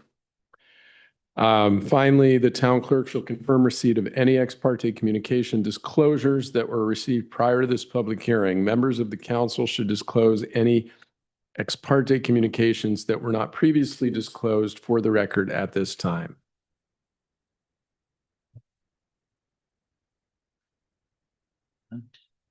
Mr. Mayor, I have met with the builders for the Contemporary on two separate occasions just to discuss the project. All right, anybody else? I do. Councilwoman Lord? And I've actually disclosed this before, but we've had the developer present to the Age-Friendly Community Committee on two separate occasions in 2022 and 2026. So I just want to put that back on the record. Anything else? All right. Nothing else? All right, Mitch. Julian, anything else, sir? We'll have the clerk read the title. Okay, or if you could please read the title, please. A resolution of the mayor and the town council of the town of Cutler Bay, Florida, approving an amendment to the existing declaration of restrictive covenants for property generally located on Southwest 216th Street between Southwest 88th Place and Southwest 93rd Path, consisting of approximately 18.52 acres of vacant land and unimproved land, and identified by folio number 36-60160-000-0027, providing for an authorization, providing for implementation, and providing for an effective date. Great, thank you very much. Counselor. Thank you, members of council. Tonight, we're going to have our planning and zoning director, Julian Perez, present the item on staff's report, and then the second part will be the applicant.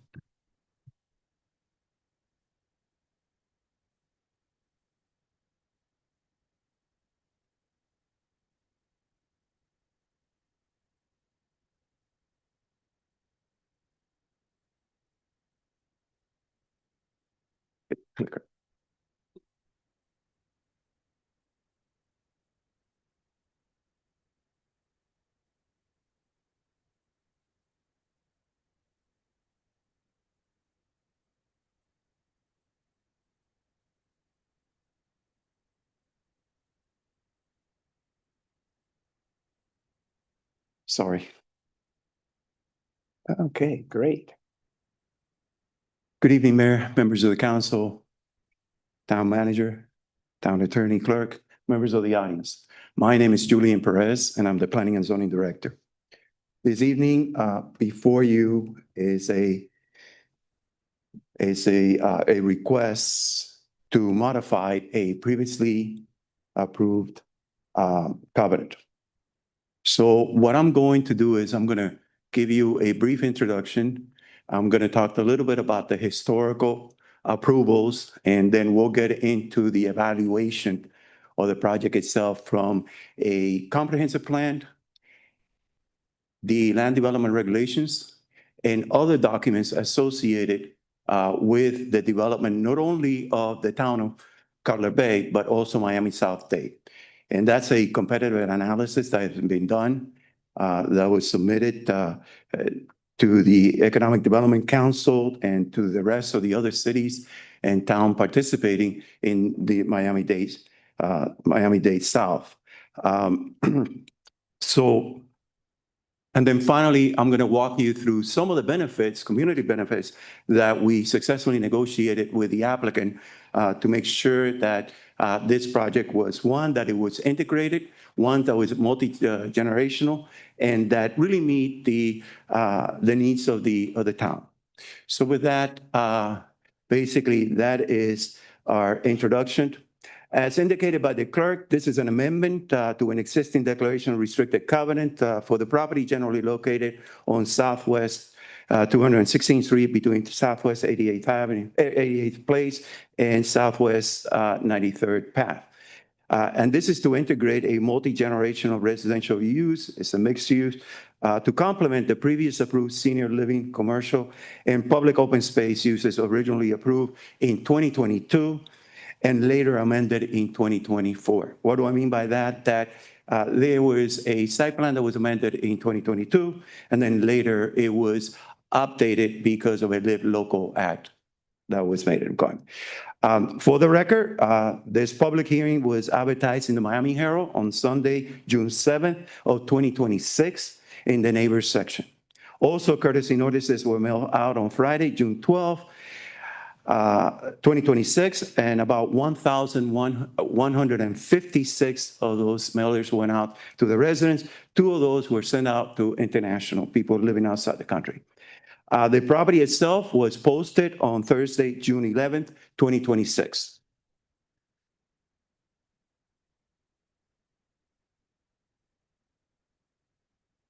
Sorry.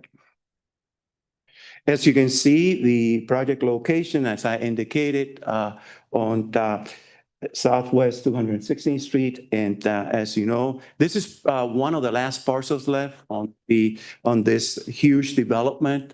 And that it's been there for quite some time because of many reasons. One, environmental, other changes in the market and so forth. And finally, now we have a developer that wants to develop this property. Under the future land use category, this is a mixed use, and on the zoning district, as I indicated, this is an NC2. The NC2 has a maximum density of 11 units per acre and a maximum floor area ratio of 0.4.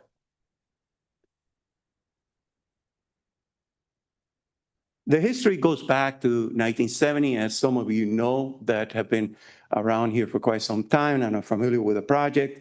And this basically started with an agreement governing the land development, and that was executed by Saga Bay Development Corporation.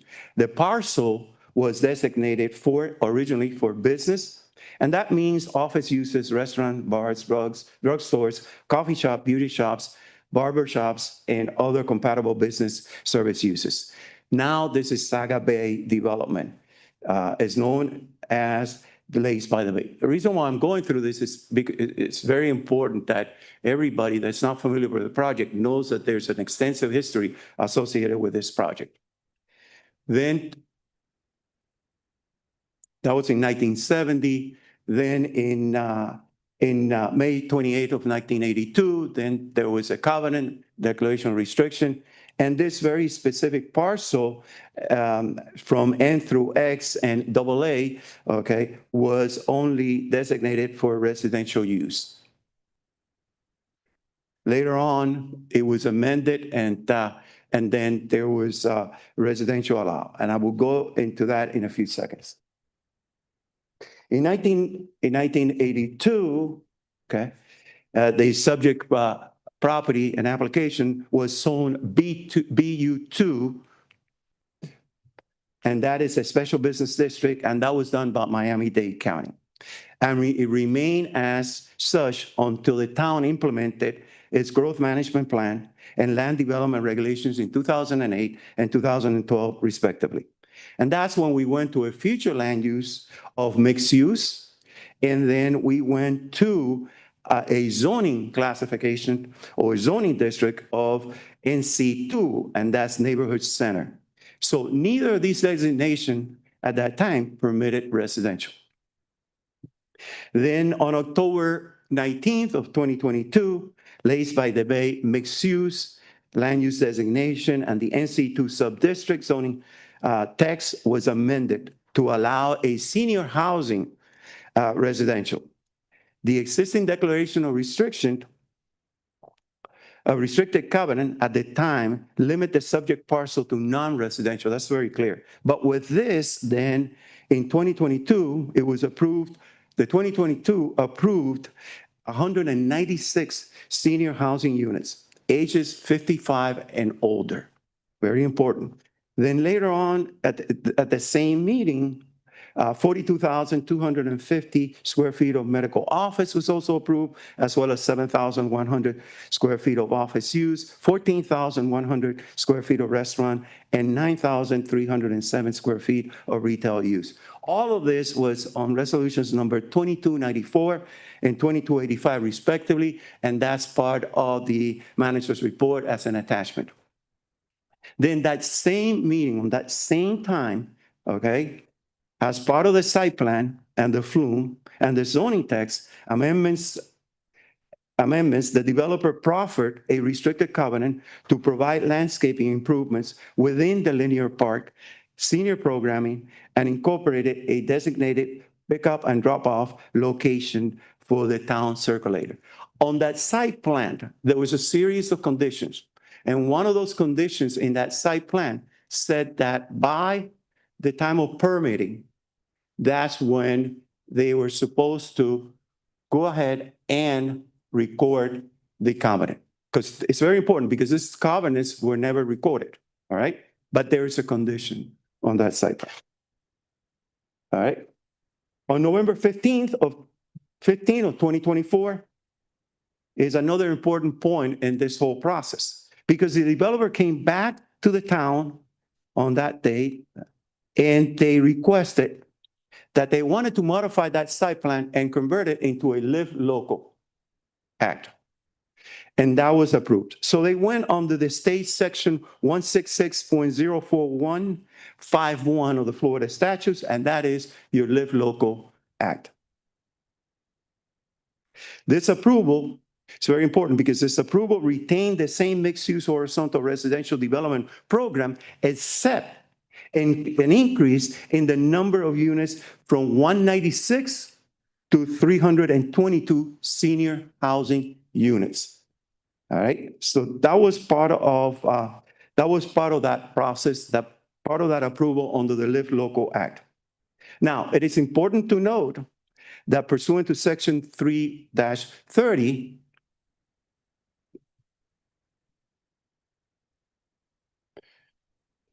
-30, 10B of the Town Code, the 2024 site plan has been extended through July 19th of 2028, consistent with the tolling time period requirements set forth in Section 252.363 of the Florida statutes.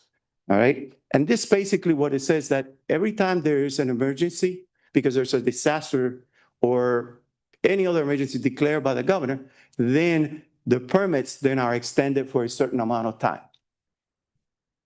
And that's the reason how we got here. There were like 6 or 7 different emergency orders.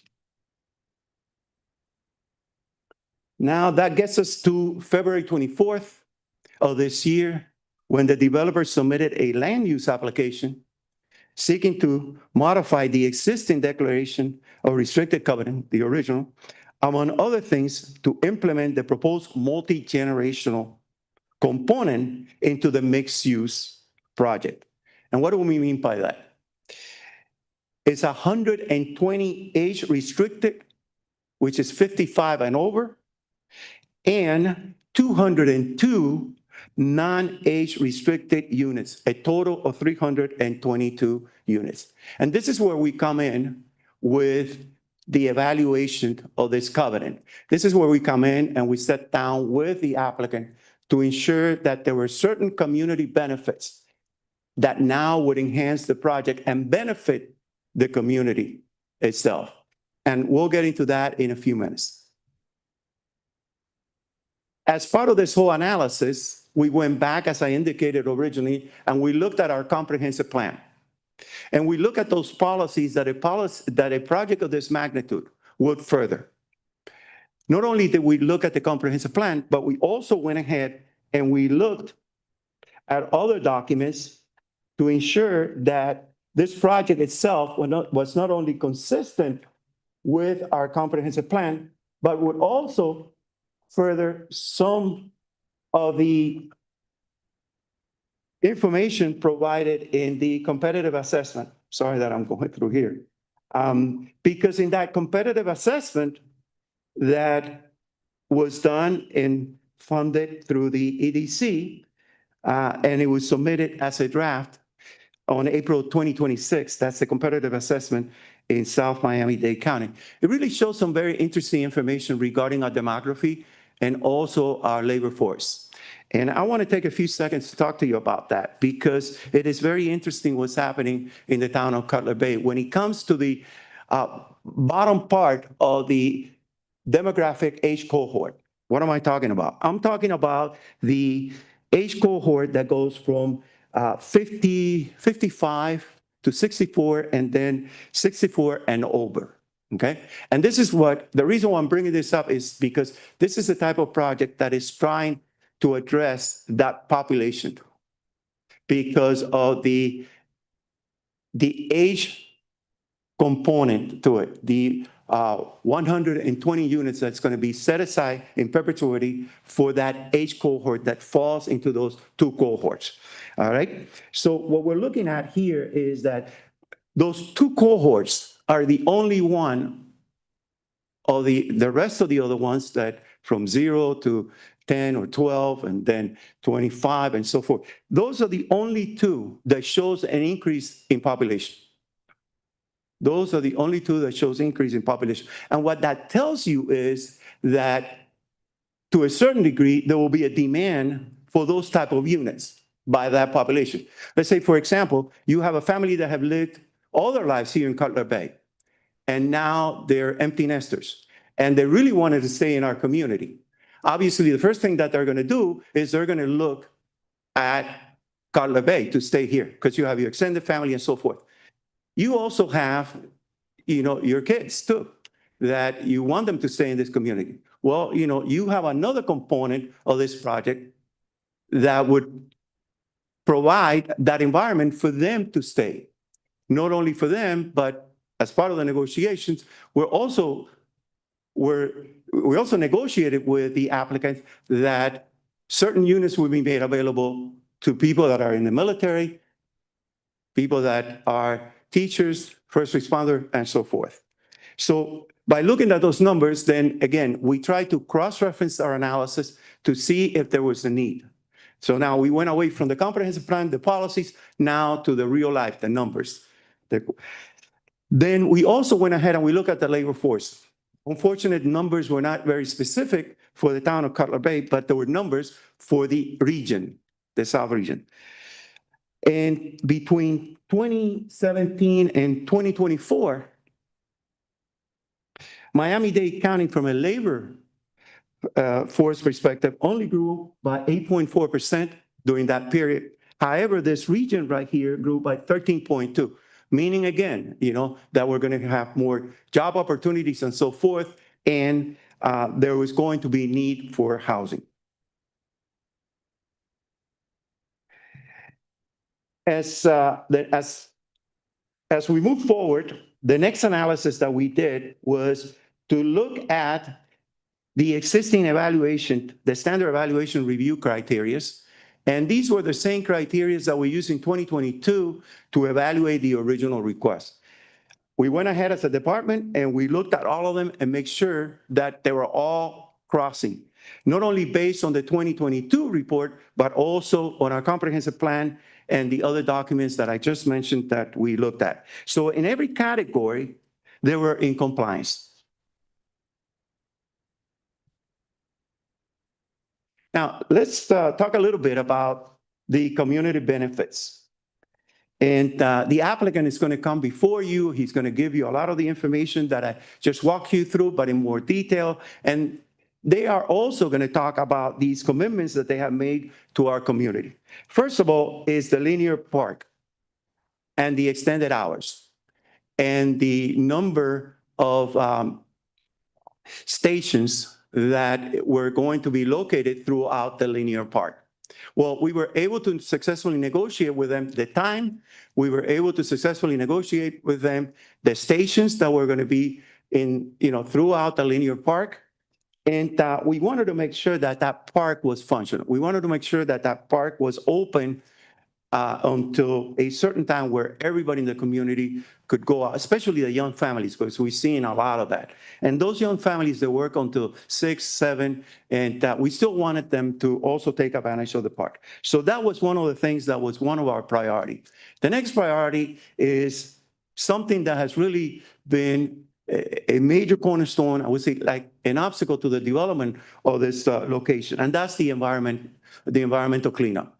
And the applicant has committed to cleaning up this site through the brownfield program to address the arsenic issue. And arsenic, folks, let me just mention something, is everywhere around here. It's not only the town of Cutler Bay, it's everywhere you find arsenic. Then finally, we look at the senior housing, all right? And we wanted to make sure that the senior housing was in perpetuity. And that was very important because we just don't want another developer, in case they started to come back and then change it. And we just wanted to make sure that it was done through the covenant and it was not done through a condition on the site plan. All right. Although the site plan itself, which is not the issue here at hand tonight, because it's done administratively, as you know, because of the Live Local Act. But we're going to have a covenant to make sure that those conditions go into that covenant, all right? And it's not something that is very easy for them to, even if they do it administrative, for them to come and change it. So what we're doing here is to make sure that all of these community benefits are put in a place that is safeguarded, okay? So next is the utility, the underground utilities. Underground utilities, the reason why we kept going back and asking to putting it there, and if you look at other improvement, if you look at other restricted covenants, you're always going to find the underground utility. We wanted to make sure that we continue to underground the utilities, and every opportunity that we had to bring it up, we did so. The next item. The next item is the priority list, leasing. Okay, and this is where the applicant is going to get into more detail as to what we agreed to. But the bottom line here is that we wanted to make sure that certain segment of the population were able to participate in this project. And specifically, those individuals that work for our different agencies, especially here, that was one, we included the town of Cutler Bay, its employees also as part of the negotiation. They were not part of those approvals back then. Now they are, and now they're part of the covenant. Next, we wanted to make sure that they had an excellent targeting marketing program, that they were very aggressive in finding this, the population that we identified, that we wanted to make sure that we give them priority. So they came up with a very, I would say, a very strong program to do that. Then finally was the military rental partnership program. This was extremely, extremely important, I think, to all of us because of the military base that we have on Homestead Air Force Base, the number of military personnel, especially those young soldiers that I just enlisted, that they're coming from somewhere in Kentucky, Louisiana, Louisville, those places. And these folks are not your officers, These are the guys that are going to be on the ground. They're the ones that are going to be serving the planes. And we wanted to make sure that there was affordable living close to where they were going to be stationed. And that was something that the applicant was very receptive. And as a matter of fact, we even negotiated a minimum of 20 units. It's going to be reserved for those folks. With that, the department recommends approval of this modified covenant. And if you have any questions, I'll be more than happy to answer those questions. But at this time, I would like to pass on the presentation to the applicant. Let the applicant, before we do questions, so go ahead, applicant, come on. Bring the applicant on. And we should set the timer for 20 minutes, please. Thank you. I think I got it. Which way is it? Okay.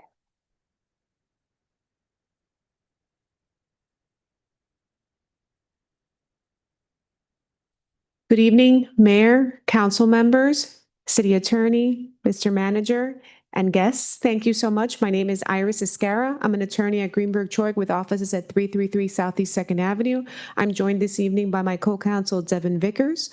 And I'm also representing George Navarro, who typically, many of you know, has been handling this application, but unfortunately, he couldn't be here this evening. So I will try to do my best job to be Mr. Navarro with his specificity.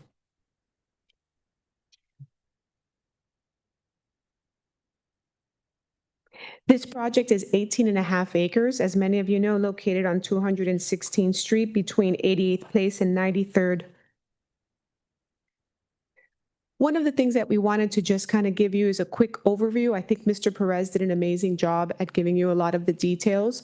But one of the things we wanted to just start the conversation with, we're maintaining the community benefits. And what the client has done is really come up with an enhanced project that has really gone above and beyond, especially with the integrational focused design elements that I believe are so critical to many communities, not only in Cutler Bay, but across South Florida, to be able to have the elderly along with the young.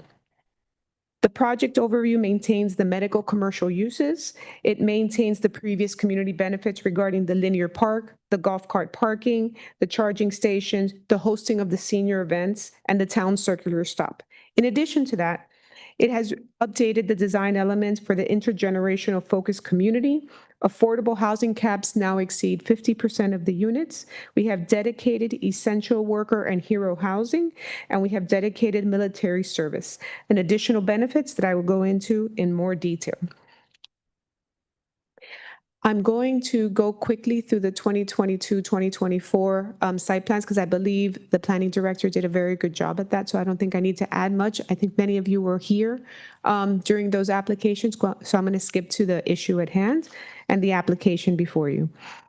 So in looking at the site, when Live Local was adopted by the state, interestingly enough, many communities, some benefited, some adapted.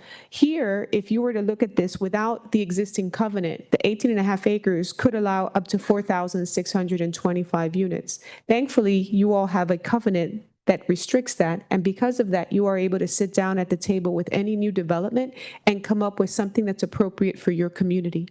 So that covenant is actually a safeguard. This covenant will be a further safeguard of that and in perpetuity. So I just want to highlight that because the covenant process is something that I think most jurisdictions have, that it is really the way everybody can come to the table and decide on something that is really appropriate for their community. The covenant that exists today allows for the remaining 714 units that haven't been built. So that 1982 covenant allowed like 3,941 units, allowing 714 to remain. Our community is only proposing 322. So there's still additional units for somebody else to develop, but we're proposing 322 of those units for this particular site. In addition, of those 322 units, 129 units will be workforce housing restricted. So I want to explain, because sometimes I want to make sure the numbers don't get a little confusing, but we have 322 units, 120 are elderly, and 202 are non-age restricted. That's almost like one bucket, right?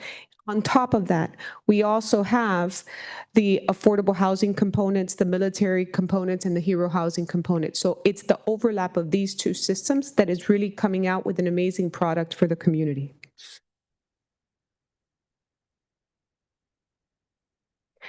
The other thing with this here provides a comparison of the three projects as it evolved through time, and each time it got better and better, and we are very proud of the product that is here before you with regards to the development, the enhancements, the community engagement. They've been working on this for a very long time, and I think the critical component to their project success is truly the intergenerational design of the community.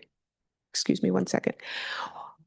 When designing communities for the elderly, one of the things that the studies and many of these organizations has come up that even though all the elderly have a housing near each other, they still are suffering from many different things: improved health and well-being, reduced isolation.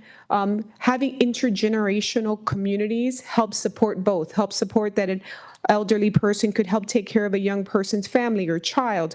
To me, I think the elderly are the best security system any community can ever have, because they know who's coming in, who's going out, who's happening with what. So that's been my experience with them. And it also provides for wellness and open. And these communities that have both the young and the old all interchanging with each other actually supports for a much better well-being of both communities, the young and the elderly.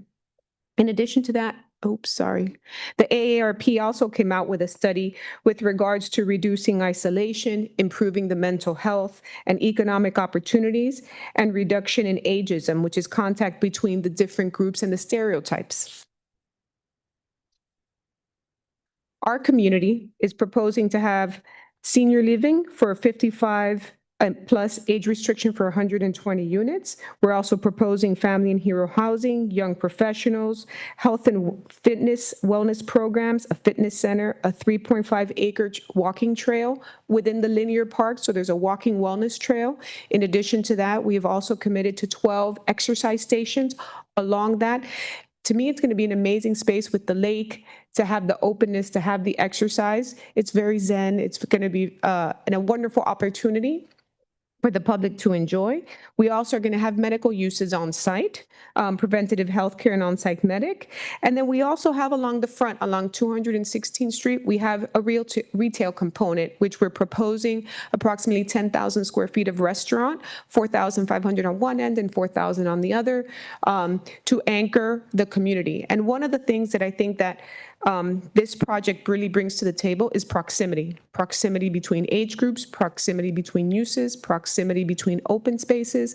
If you look at this new linear park and you look at your Blue Heron Park and the new park that you all are improving in Legacy, it's right in the middle. So somebody could essentially exercise or walk through your Blue Heron, connect around us, and end up at Legacy. So this is like a connector piece of your public open spaces. In addition to that, in April of 2026, our team appeared before the Age-Friendly Committee of the Cutler Bay, and we went over the 8 pillars of the design of the project, and it was positively received by the board. We received good feedback and good engagement, so we appreciated the opportunity to appear before them. So again, I wanted to just break down a little bit of the numbers so that we're all clear on what's being proposed. We have 147 hero workforce housing units. We have 120 elderly and 27 units that are workforce that are non-age restricted. And we also have 20 units that are military service members. That is a total of 167 units that will have rental restrictions on them. In addition to that, Live Local typically requires 40%. This project has 52% of a rental restriction with regards to the units. So as rents go up, We're in South Florida. If I've never seen them go down, it'd be nice because my kids are looking for apartments.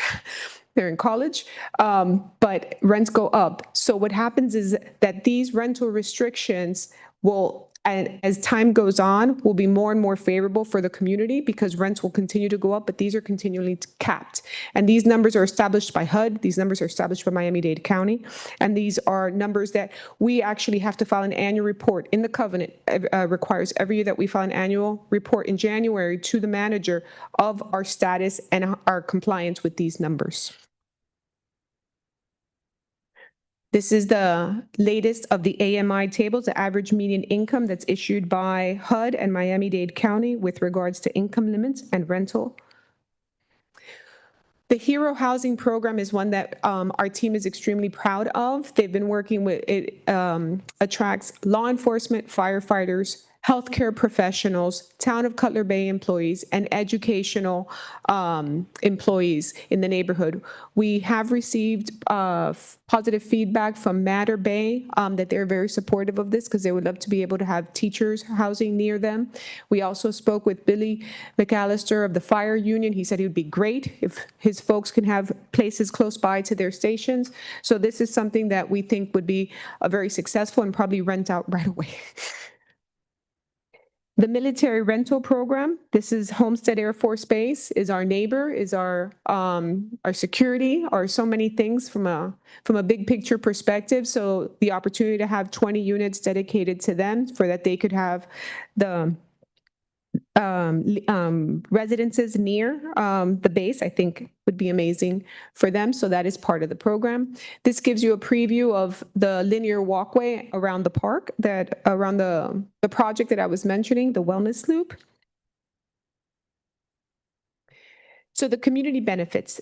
This is one that I wanted to go over in detail because some of the community benefits were from the original project and some of the community benefits are what I'm calling the enhanced community benefits. So again, the 3.4 acre linear park and walking trails and space for town center program remains, and it's being enhanced with 12 pieces of exercise equipment at those exercise stations. We are continuing with the 51 golf cart and charging stations for the project. Neighborhood retail shops and medical uses within close proximity, those uses will remain. We are undergrounding the utilities. The environmental cleanup via the Brownsfield. As many of you know, the site is a Brownsfield. Our team is working with Michael Goldstein and Brett Boumon, who are here this evening, in case you have any questions with regards to the cleanup. We anticipate that if the Brownsfield designation is successful, we'll be probably spending the next 6 to 8 months on just cleanup items.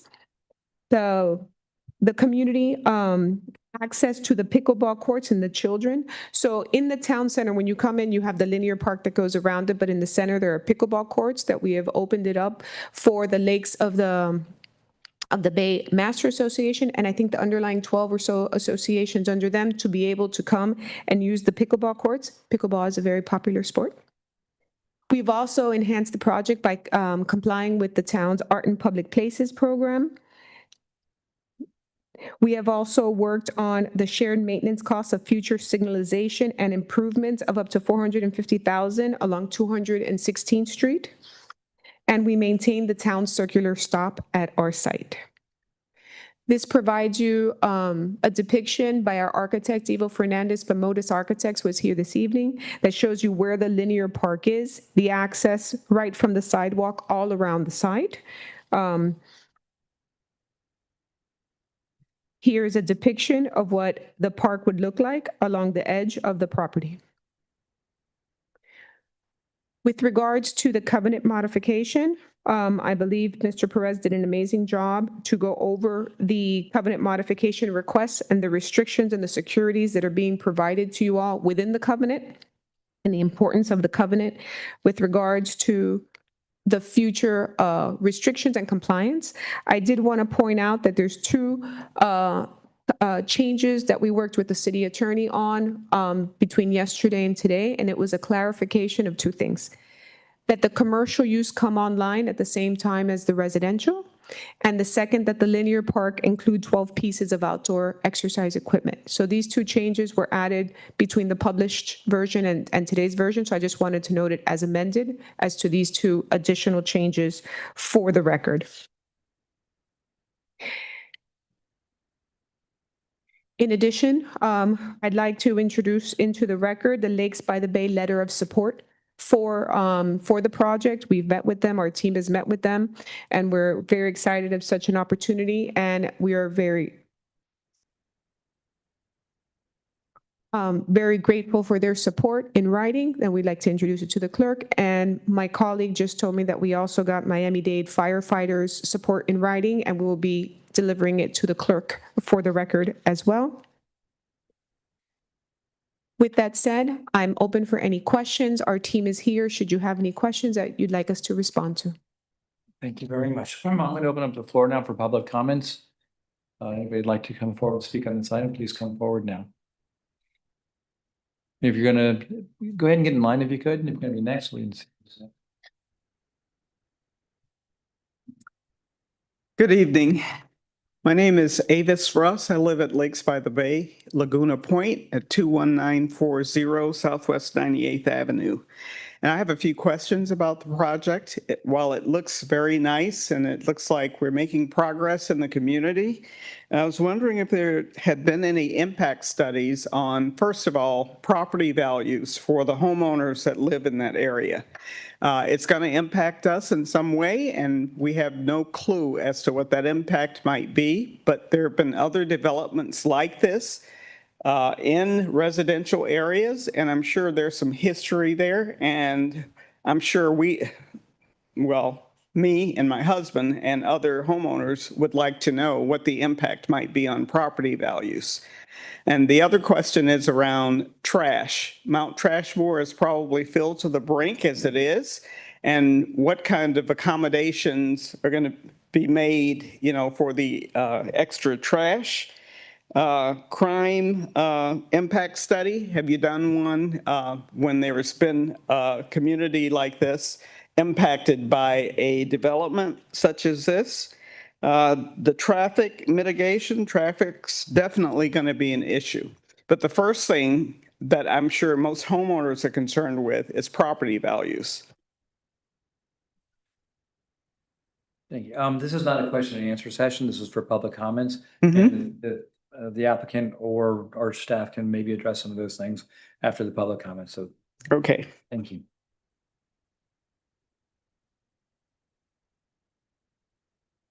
Good evening, Mayor, Council members. My name is Christine Taylor. I live at 9846 Southwest 222nd Terrace. I am a member of the Lakes by the Bay Master Board, and I'm here to say that we support this. I'm also that elderly 65-year-old, and I'm also a teacher. So I check off a bunch of boxes. The Contemporary has been a really good neighbor. They have been to at least 3 meetings. They have taken their time to go through all of this with us on the master board. They've presented everything. They've gone through all the different questions that we've had. They've come back with answers. And we now have an agreement with them, which I'm not going to speak on. That's an attorney thing, where they're going to be a good neighbor and help us maintain all of the public areas. So I'm here to support it. I'm here to, on the behalf of Lakes by the Bay Master Board, to support it and say this is the first meeting I've ever been to in my life. So it's very interesting what you guys do. Thank you for your service. I'm sure you guys don't get paid enough to do this. So thank you. Duly noted. Thank you. Okay. Any questions of me? Because I'm actually here representing. It's not a it's just for you to make comments. So if you can bring the lineup forward, that way you don't have to have that silence in between the waiting session. Bring the rest of the lineup all the way to the front. There you go. Okay. Go ahead. Good evening. My name is Barbara Olivier Brown. My address is 8757 Southwest 213 Terrace, 33189. I want to thank you for what you're doing for our community, but I would like to make a comment.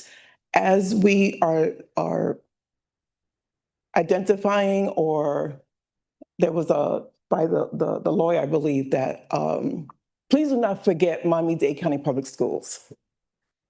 Miami-Dade County Public Schools have a handful of schools down here at the South, and I would implore that they meet with the powers that be, because there are teachers. I'm an educator, I'm a principal, and there are teachers who are in desperate need of housing. So please do not forget Miami-Dade County Public Schools. Thank you. Hi, my name is Lauren Rodriguez. I'm a resident in Isles of Bayshore. I live in the Cove in 22560 Southwest 89th Place. I think this is going to be a great addition, this project. I just had my son a month ago with my husband, and we've been in this community for 2 years now, and we love Cutler Bay. So I think this is going to be a great addition to our community, especially with young families. And I love the addition with healthcare profession, as I am a healthcare professional myself. So I think this is going to be a great addition to our community.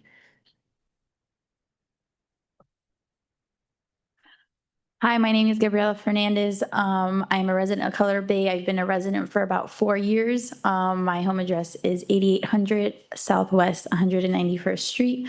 And I'm very excited for this project. That was my twin sister. So we live nearby one another, but it's nice to have this project, to have families, growing families as one for myself. My husband and I, we've lived here again for 4 years. And I think also as a healthcare professional as well, I love the emphasis of, as an older community, having that accessibility for healthcare. So I approve of this project. Thank you.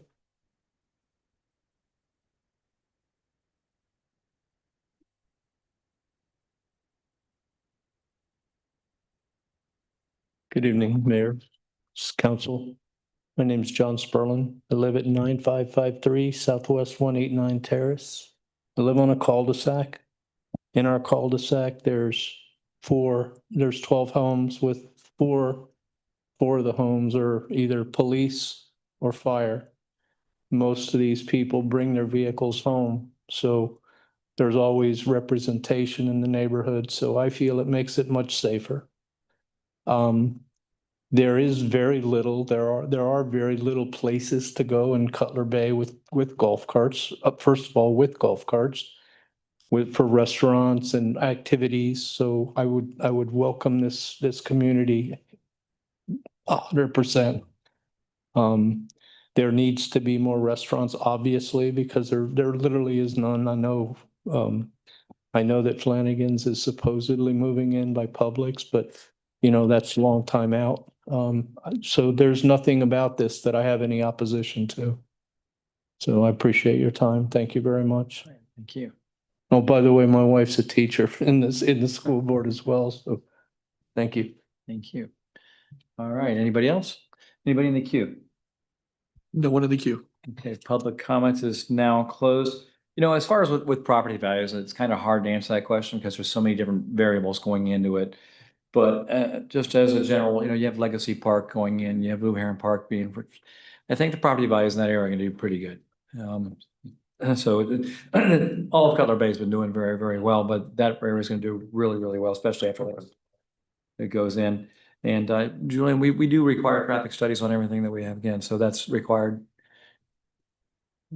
Yes, there's a traffic study that is on its way. It should be done mid-July as part of the site plan approval. There's also a trip generation study that was done when they started this process that is available. And the number of trips, the AM as well as the PM are very small, the increase. I can give you the numbers if you want to. Okay, but that's correct. And the trash, of course. We require everybody to keep their trash taken care of, so it's not an issue. Yeah, Mitch, did you have a comment, sir? I was just going to speak to the solid waste issue with respect to the current landfill, the South Dade landfill. It is running up against capacity, and Miami-Dade County has now contracted with several haulers to move the waste upstate to upstate landfills by rail. And that's the current solution. However, the county continues to discuss the replacement of the old waste to energy facility, which was destroyed in a fire. Yeah. And that could be part of a long-term of their long-term solution. But right now they're able to adequately landfill the waste upstate. Okay. And I don't know if you all remember a couple of years ago when a similar project, I remember a little boy saying, I'd love to go and get ice cream. Because, one of the things that we do need in Cutler Bay, we've all been working on is more restaurants, more types of places like that. And I think one of the things that I like about this project is the cornerstones on each side is specifically for restaurant space. which is great. It's nothing better than having a good restaurant within the neighborhood. There's so many, you see ones like Elaine's down the street, struggles for places to go. Well, we could have something much better right there. So, but with that, I'll open it up to the council for comments or questions. So, okay, well, Councilman Ramirez, you're recognized. Well, no, whenever you raise your hand, I'm gonna call on you. So you're going. Good evening. All right. Thanks for the presentations. Pretty good presentation. I have been on the fence a little bit because I'm not a huge fan of developers getting something approved and then coming back and trying to ask for more and more and more. But Live Local actually kind of created that, so we kind of have to live within those confines. Basically it kind of boils down to, do we have 322 units that are actually split in threes to accommodate, different generations? And also for, people that are first responders, teachers, and such. Or do we say no, and we have 644 units with no commercial, no restaurants, no nothing, just, here's a bunch of apartments sitting there. So I think you kind of have to look at the lesser two evils when it comes to that. But I can tell you that I was very impressed with the developer when you presented the 192 units. So I'm pretty sure that you guys are going to do a pretty good job, making sure this looks beautiful and is well maintained. And I appreciate the fact that you have met with the town and really kind of wanted to give a lot of things to this town to make it something that's very kind of open pretty much for our residents. So I kind of know which way I'm going to go on this, and just wanted to kind of put my thoughts out there on that.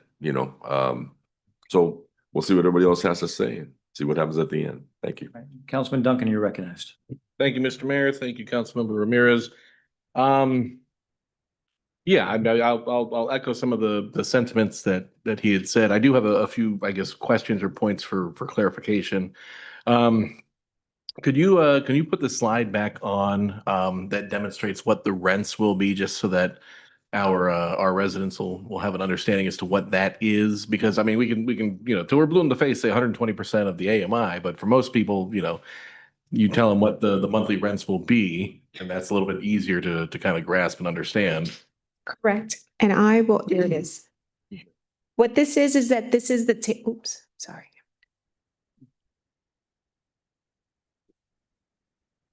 There. Thank you very much, Mr. Clerk. What this provides is that this is the maximum rents. If you go to the right columns, the last 6 columns provide what the rental income maximums will be. So at 120%, a studio is $2,862. A 1-bedroom would be $3,000, a 2-bedroom would be $3,678. Now, these are maximums that are established by Miami-Dade County with regards to, it's a correlation between the income limits of the resident as well as the rent that could be charged at a maximum. And these includes any additional fees as well. You can't charge the rent and then you have like a pool fee or a gym fee. This is maximum of what can be charged to each tenant. Okay, thank you so very much for sharing that. Moving on, so I'm very pleased of the development where essentially the certificate of occupancy for the retail would also come online the same time as the residential. Mm-hmm. That was one of the things that I was hoping to at least discuss tonight, but I'm glad you all worked that out ahead of time. Similarly to how the vice mayor was able to work with the public's property to get those out parcels ensured that they were built and not just, get the residential part built and then, oops, we're not going to build these. So I think that is the biggest public, outside of the parks and the green spaces. I think that's going to be the biggest public benefit is additional retail, additional restaurants, medical space. So I'm glad that was taken care of. A point of clarification, I guess, for Julian.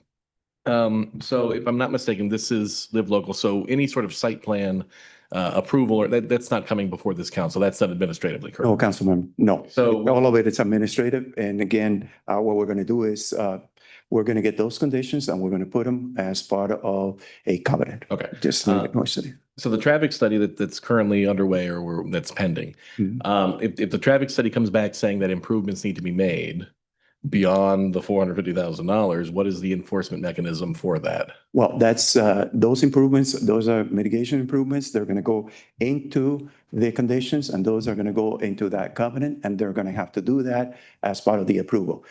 That was not exempt by Live Local. I want to make that very clear. Okay, that was one of the things that were not exempt. I do want to emphasize that the traffic study is performed by us internally. Absolutely, sir. That's according to code. Absolutely. Mhm. Looking out for what's in the best interest of the residents, especially along that, 216th corridor. So any sort of negative impacts of traffic with this development, if anything needs to be added, whether lighting or traffic signaling, curbing, what have you, it would have to be handled at that. Yes, it's going to be handled through the conditions again.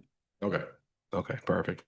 And then the only other point that I'll make, and just to re-emphasize in the same way that Councilmember Ramirez did, is, with the Live Local, just for the residents to understand, they can, as of right, go to 714, I believe was the number that we did, 714 units without this council ever saying yay or nay. Correct, sir. So I'm glad that our town staff and the team has been able to negotiate a lot of very positive community benefits that are going to benefit all of the community, not just, the Lakes by the Bay and Isles Bayshore community, but all of Cutler Bay.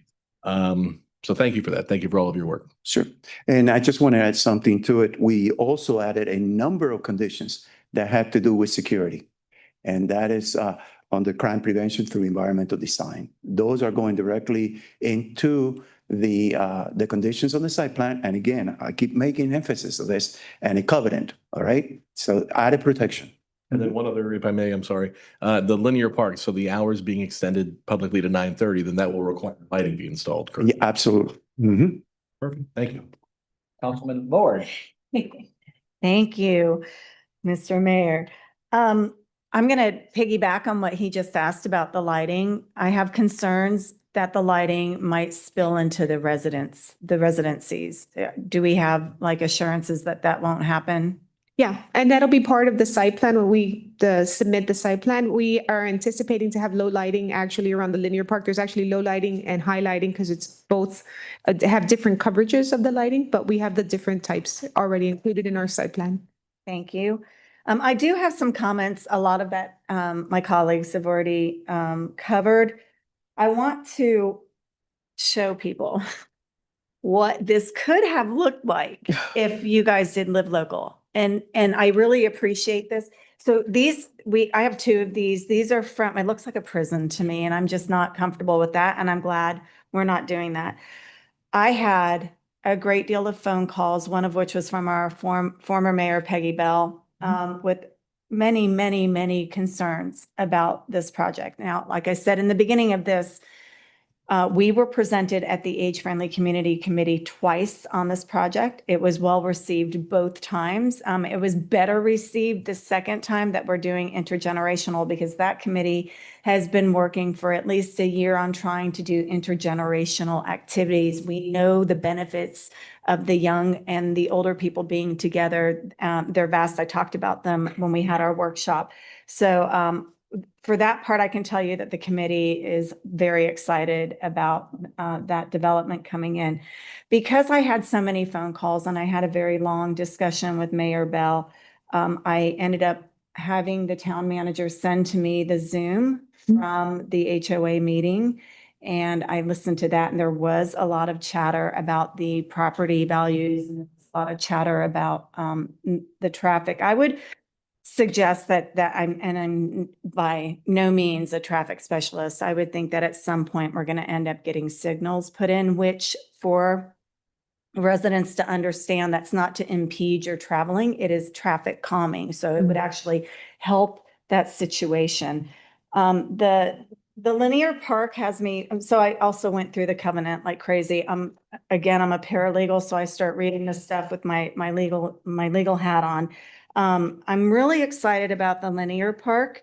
I was going to ask if we could have more equipment than Blue Heron Park has, and you guys beat me to that punch because Blue Heron only has 9 pieces of equipment. Oh, I like beating that. I'm so competitive. That's awesome. That's awesome. I also out that this linear park is at the sole cost of you guys. You're giving, this is a gift. I look at it as and a maintenance. Yeah, and the maintenance. and the security, the cost of the lighting, right? All of that, the landscaping, the park furniture, it's all here in the covenant. I personally feel like that's a gift. This is a win in the situation. And it's not just for Lakes by the Bay, it's for all the residents of Cutler Bay. So, if we can add more parks, I'm all for that, right? As a former member of our Parks and Rec Committee, I'm like, let's do that. I also wanted to point out, which I loved in the covenant, that the workforce unit housing, senior housing, military housing, and the other housing, that has to be complied with by annual reports every year to the town. And I think that's important because I know that the naysayers out there, and there are a few, may say, oh yeah, well, that's what they say, but they're not going to do it. They're not going to comply. Well, you're required to comply with that. And I think that that is an important thing that we should point out to the residents. But I wanted to ask about the priority leasing, if I may. We have, it's not just firefighters and law enforcement or healthcare. It's not doctors. It's actually the staff, if I'm not mistaken, right, that are also on these priority leasing lists that they can go. So the lunch lady from Cutler Bay Senior can get priority leasing here. And I think that's significant for everyone to understand. I like that very much because a lot of times the officers, the firefighters, they're all taken care of, but maybe not their support staff that is so critical. And by the way, while we do have a lot of police officers and firefighters that live in town, we also have a great deal of the supporting employees for the healthcare providers and those entities. And to speak to that public comment, public educational institutions are included in the priority leasing, which does include teachers and like I said, other school personnel. The only thing I'm really left to touch on, I was honestly a little on the fence about this as well, although, my committee loved it and I love the intergenerational. It just seemed like a big hit, but like Councilmember Ramirez was saying, this is getting developed. Right. And I love the fact that you guys have worked so well with our HOAs. That's not always done here. And having come to my age-friendly community committee that speaks volumes, not doing the full Monty with the Live Local. Thank you for that as a community. The history of Cutler Ridge and Cutler Bay is that we are a military town. Right. That's why I'm here. My father retired after a career in the Army over 22 years, and we ended up here so we could be near Homestead Air Force Base. Both of our mayor and vice mayor had family members who were in the military. Cutler Ridge, which is now Cutler Bay, started as military housing. So my whole heart goes to these 20 units that you guys have for the active duty and also support personnel out at Homestead Air Force Base. We don't see a lot of that. And I loved Mr. Perez's comment about the 18-year-old enlisted who may be coming to Homestead Air Force Base with a young bride and maybe expecting a child. What a gift we are offering to them to potentially live off base in a beautiful development using the military rental program. And all those schools, we have amazing schools in that area that they would then be afforded to. That's I can't say enough about that. I grew up in military housing. Every opportunity my parents could take to have us live off base in a more normal environment, they took. And so I really appreciate that we're going to be able to offer that. And the last thing I'm going to say about the military is that in the next couple of years, we're going to have F-35s coming to Homestead Air Force Base. It's a reserve base, so the housing is not as plentiful as it was when it wasn't a reserve base. And once these F-35s come there, I would expect that more and more of these enlisteds are going to need to live off base. So that part of this, I really appreciate, and I commend you guys for that. Thank you. All right. Vice Mayor Callahan. Thank you, Mr. Mayor. For those who know me and have followed me since my very first meeting, I hate when applicants come back before us requesting changes to something that we've already approved. For me, over the years, it's really been a bait and switch type of thing. Hey, this is a great idea and we approve it. And then 6 months later, the applicant comes back and just kidding, we want to do this. And usually at these meetings, I have a legal pad filled with comments and notes. But I must say, this is the first time in 6.5 years that I've had an applicant come back for a modification that's actually better than what the original plan was. And we loved the original plan. I remember, I tell you, I got word that from the town manager that the applicant was coming back before us for a modification. And I went, oh God, here we go again, right? What is it going to end up looking like? And after I sat down with him and we went through the covenant modifications that you guys had come up with, it was just so much of a better plan. I mean, Julian, fantastic job. I mean, just really working with the applicant. This is really what our process is about. And a lot of municipalities don't have this type of relationship between the council and town staff that have the best interest of our residents. Normally for modifications like this place is filled and the comments go on forever. And today we had, our residents who stepped up and really supported this. And it really shows, how this council and how this town works for the betterment of our residents. And thank you so much for doing what you've done to modify the covenant to make this a better place and working with our town staff. I mean, this is a first, so I'll remember this for the rest of my term. Make them just change their pants after that. You start off. So like, again, that property's been sitting vacant for a long time. It's quite honestly, it's an eyesore because waste just kind of roughed off and overgrown. I like the component of cleaning it up with the arsenic as a brownfield. When I first became mayor, I sat down with the base commander, Colonel Pifferero, who's now General Pifferero, and you said, I know we're not right next to you, but how can we support you? And he goes, I'm a colonel. I can afford, when I move, I can afford first, last, and security. He goes, but my enlisted men can't.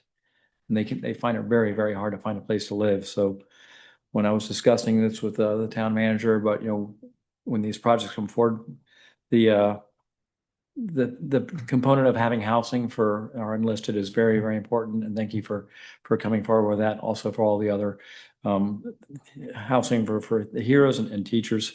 My son just got hired as a teacher this week. I'm like, woohoo. So tell me you've got a place to live now. Anyway, but it's overall, I think it's a great project because the retail component is something that's real important. And that's what we need is more retail. We need more restaurants and places to go for entertainment in our town. So with that, I'm going to wrap up our discussion and ask for a motion on this item.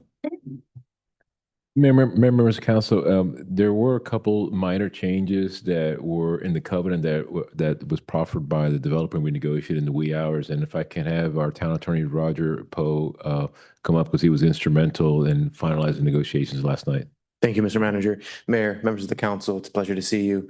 I almost hate to say this, but there's more, right? In terms of the good news, we were able to negotiate as of almost 2 hours ago, a further clarification as to the essential workers and military housing components. That's 6D and 6E3. Just to clarify that in the event that one of those individuals that's given priority in the leasing as a priority unit for essential workers or for military housing, and then they lose that qualification, those leases aren't going to be renewed and create a loophole. So just additional protection. So okay, great. Thank you very much, Bob.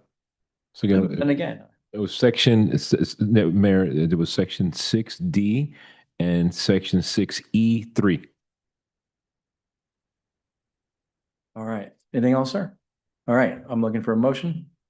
So moved. We have a motion by the Vice Mayor Callahan. Looking for a second. Second. We have a second by Councilwoman Lord. Call the roll. Call the roll call vote, please. Councilmember Lord, Yes. Councilmember Duncan, Yes. Councilmember Ramirez, Yes. Vice Mayor Callahan, In the words of one of our council members, absolutely. Mayor Mearbach. Yes. Motion passes. All right, thank you.